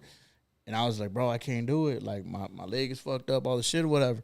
He was like, damn. He's like, we don't know nobody else? And I was like, nah, I don't know nobody. Oh, God. Straight up. You know what I'm saying? People don't understand. Like, when all this battle rapping shit was going on, there was a time where I could have got some of the biggest battle rappers to come down in Corpus to be a part of, like, to be judges and all this shit. Like, there was a lot of different stuff. You know what I mean? There was one person that was talking to me about, you know, oh, you should help this person out, whatever. But I just feel like a lot of people just ain't gonna take it serious. So why am I gonna waste somebody else's time? You know what I'm saying? It's everybody's time. Yeah. So I just there's been a lot of shit that I've done, bro. A lot of shit for a lot of people, and I always get slack from it. And what's crazy is like I always go far and beyond than what I really should do because I see the good in people, but then I get reminded of why I don't even do that shit no more. You know, honestly, bro. You know what I'm saying? That's why I don't really go to like events. You know, I don't really show my face at certain things that I feel that don't got nothing to do with me. Like if I don't get invited to something or if, you know, whatever, I'm just like, all right, whatever, you know, I'll go do my own shit or whatever. But there is a lot of gatekeeping. There is a lot of fucking bias shit. There is a lot of pissing contests, a lot of popularity. Like there's a whole bunch of, if I go fuck with this person, like this is the way I'm going to get on type shit like that. If I share their shit. Yeah, if I share their shit or he don't share mine or whatever it is. Like that's why you see everybody at Dusty's place. Because they feel like, oh, if I go get with Dusty, I'm going to be like this. You know, like, it's just, a lot of the shit is fake, bro. And that shit just bothers me because I see, like, it does. Like, because I see it, like, in this day and age, you shouldn't have to be like that. Right. But it's so much smoke and mirrors. Like, there's so many talented people in corpus, bro. And it's not even just rap. Rap is just the form that everybody's used to. But for some weird reason, it has an age cap to it. I don't understand why though. You know what I'm saying? But you know, you got people like Smoke Beats that's very talented. You know what I'm saying? Of course, you got Dusty with his stuff downtown. Like you got a lot of different people, bro. Like besides what people just think they know. You know what I'm saying? And that's what it boils down. That's what it really boils down to. You know what I'm saying? That they know. Yeah, so it becomes biased. Like I've met so many people that be like, "Oh, I didn't even know you rapped," and I'm just like, okay, like you really didn't think you know that I rap, you know what I'm saying? Like, you know, so there's again, bro, I've done a lot of shit for a lot of people. I hate the one when they say, oh, this is the best such and such in Corpus just because it's the only one they know. Yeah. Right. Mm-hmm. Like, it's 10 other niggas that can do it better than that. You know, it's but just because that's the only person that you know. Yeah, like again, Then Leave was a big song for B King. And there's a lot of people that don't know that I was a part of that record. And the gold record sits on my wall. You know what I mean? There's probably a lot of people that didn't even know that. And again, I'm not mad at that or whatever, but I just feel like hey, and they don't gotta know. No, of course not. No, because I don't. You still got the record, but I don't sit up. See, but the thing is, I don't like if you go to my Facebook, I don't sit up on Facebook and glorify all these different things. I just post it like everybody else. It's just when I posted up that picture, I was proud of myself to be to say damn, I got a gold record and I didn't even have to bust a rap. Think about that shit, right? Right. But I'm holding it. I take the picture and I just put it on my Facebook as if if I was putting a picture of me and my kids or something. Right. And some people just don't like that shit. I don't know if maybe it's from me. You know, this is how it's fucked up with me, bro. If I say something, right, somebody would take it as hating. Or like, oh, this motherfucker hating or this or that. But if you said the same thing I said, guess what you gonna get? Bro, that's some of the realest shit I've ever fucking read, bro. That's dope, bro. Yeah. It's like, and I'm like, whoa. Like, why is it different? Right. That's just pure hate. You know what I mean? It's just niggas be hating, bro. And that's because, niggas just be hating, bro. I'm probably one of the top. I'm probably one of the top 2 rappers that don't even use the N-word when I rap. Come on. Think about that. You know what I'm saying? Solid.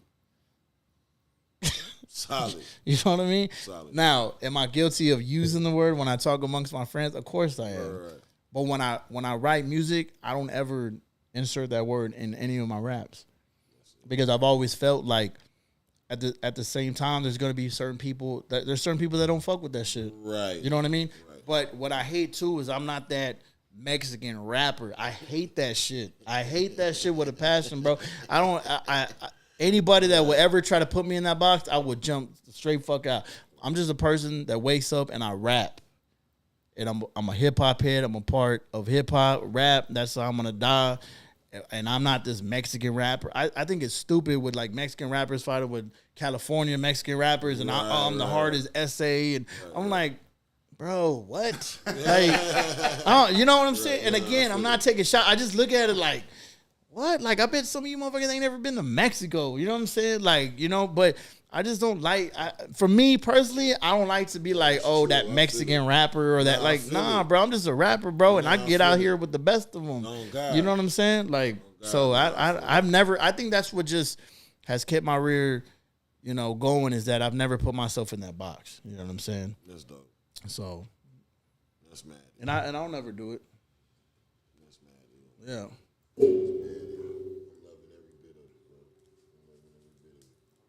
Shit, I guess we gonna fucking end it there, nigga. With another. Damn, I have more to this. I'm just joking. Shit, we'll do a part 2. Nah, you know what's so funny? We will do a part 2. I know motherfuckers thought I was gonna get up here and start dissing people and shit, but I really don't have no animosity with anybody. I have no problem with nobody. I respect everybody.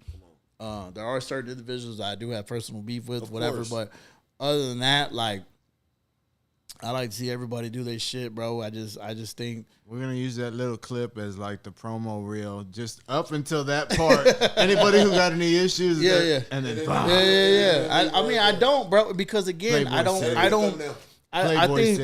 think there's a lot of people that have actual talent in corpus. I think they just need to think outside the box, bro. Like performing in front of just rappers and like.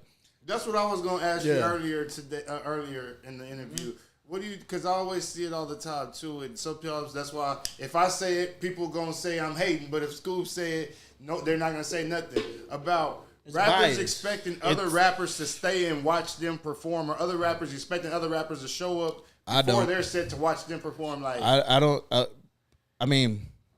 But it's different now. Like back in the day, we had real, like I wouldn't say real shows, but it was shows where like everybody was coming. Yeah, it was coming. Yeah, like everybody was coming up and like everybody was like, oh, that's dope or that's tight or whatever. Like there wasn't really no hate, bro. Like everybody just showed up. Now it's because you just got a bunch of people that are just waking up and like, oh, I'm gonna do it because Young Boy does it.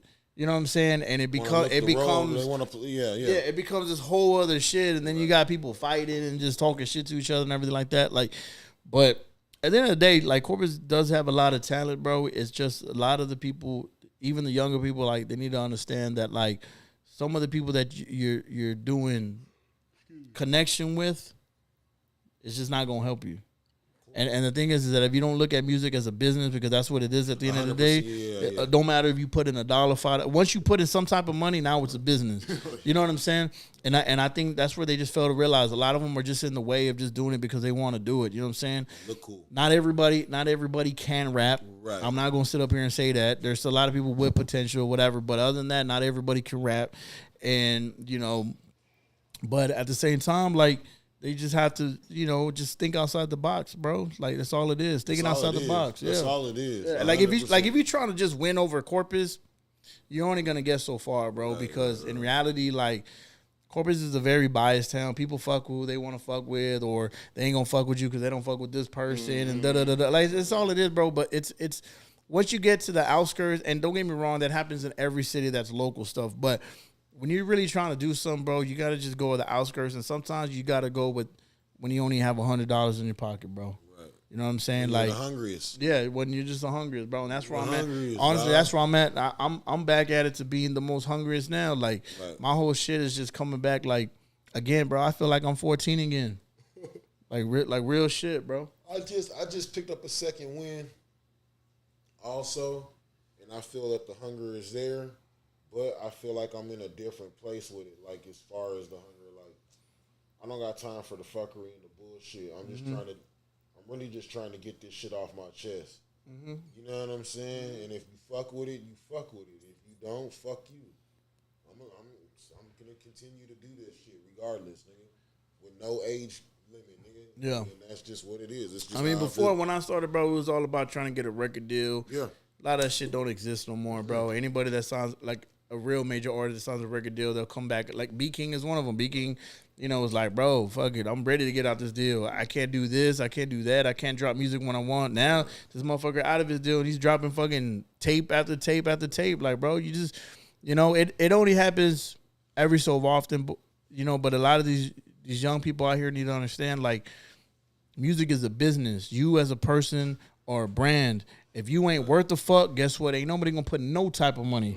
You know what I'm saying? There's a lot of people that need to take that feature money out of their profile. You know what I'm saying? Like, you know what I'm saying? If you don't put no money into you, how you expect somebody to put money into you? Exactly.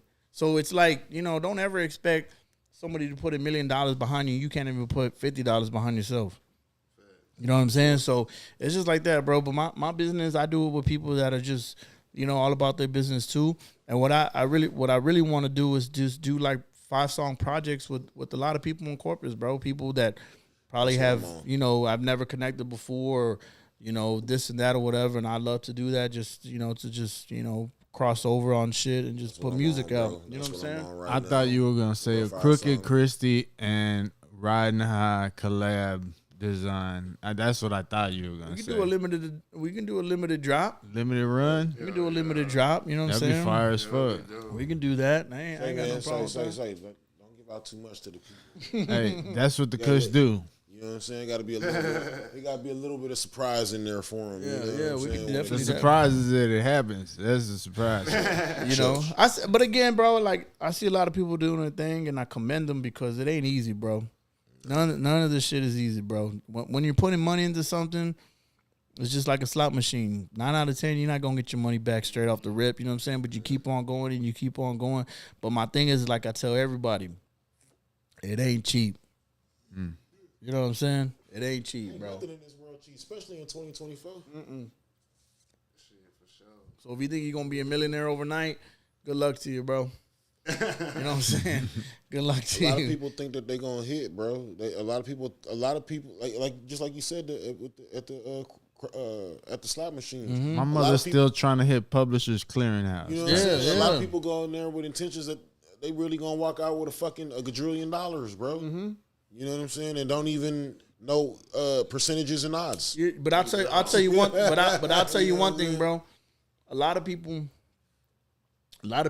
can sell a pipe dream, right? A lot of people do too. A lot of people sell a pipe dream. I see it all the time, and I don't know if it's an insecurity thing or what, but I could tell you right now that a lot of people that be out here capping that didn't grow up like in our era, like people like me, Gunplay Music, STK, like the Four Corner Hustlers, Blow Key Ballers, like Robzilla, J Boogie and their crew, stuff like that. Like, if you've never been out here selling CDs hand to hand, a lot of motherfuckers wouldn't be able to do that shit today, bro. Get that hammer and nails or that staple gun, put that bitch up on the pole your damn self. Because in the heat, you can sell anything on the internet because it's easy. Yeah, you know what I'm saying? It's a click away. But it's a click away. But to get into somebody's face that don't know you, that never heard of you, and convince them to buy your CD, it's not the motherfucking easiest thing to do. I stood outside Walmart with a fucking stack of CDs trying to get them hoes off.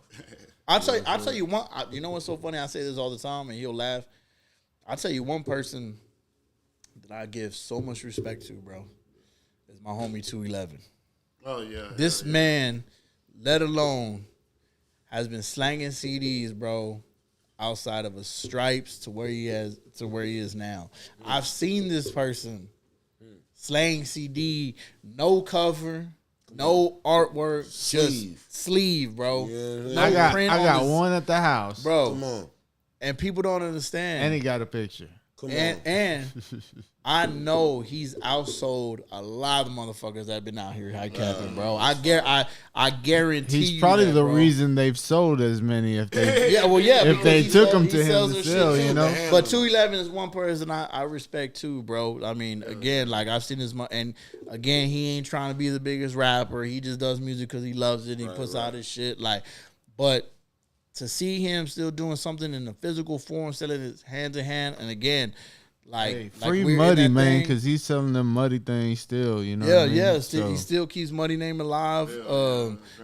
Drake Nitty too, you know what I'm saying, and all them boys, like, you know, like, so dude got a good heart, but he got a magnificent hustle, bro. Sold a bunch of shit for me. Selling shit, bro. I'm telling you, like T-shirts, the CDs, DVDs, air fresheners. He sold a bunch of shit. See him? He is the The unity. The unity of the corpus music. You know what I'm saying? He ain't trying to be up here or down here. He's just in the middle of it. But he wants to see everybody shine. But he's not on no bias shit. There's a big difference in that. You know what I'm saying? Yeah, so but bro, like I always commend him when we always have awesome conversations when we talk and shit.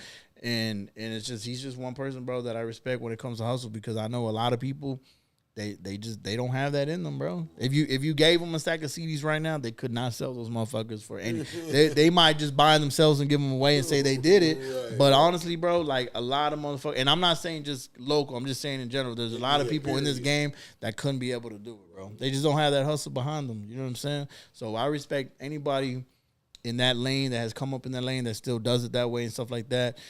You know, that's funny. Like from a graphic artist aspect, like that. If the track doesn't capture the artwork that you present as the representation of that track will. Yeah, I've designed for I've designed a lot of shit for a lot of music that I'm just like, that shit fucking is bad. It's horrible. You know, and again, I'm not talking just local because I get shit from all over. But there's just some songs I'm just like, I done wasted some artwork. But what's so crazy is I'll look at this shit and I'll be like, damn, they got a huge ass following. So somebody's listening to this shit. Yeah. But I'm just thinking like, man, that's not something I would listen to. But you know, it's. Hey man, we got to have you come back for a part 2, bro, and keep this shit going. I'm not even bullshitting. We got to come back for a part 2 and keep this bitch going, bro. For real. So I know there's some more questions this nigga King want to ask. You know what I'm saying? King, I know there's some. King shit. Got all the questions. You know what I'm saying? I'll write them down so next time I'll be more prepared. And there's some stories I want to go a little bit further in depth in, man. But I know we don't got all the time in the motherfucking world. So this has been another. I like your cup though. I love the cup. Yeah, another motherfucking episode. I love my cup of Riding High presents Off the Kush podcast with my boy. PB Playboy in the building. Yeah. Mista. Cheers.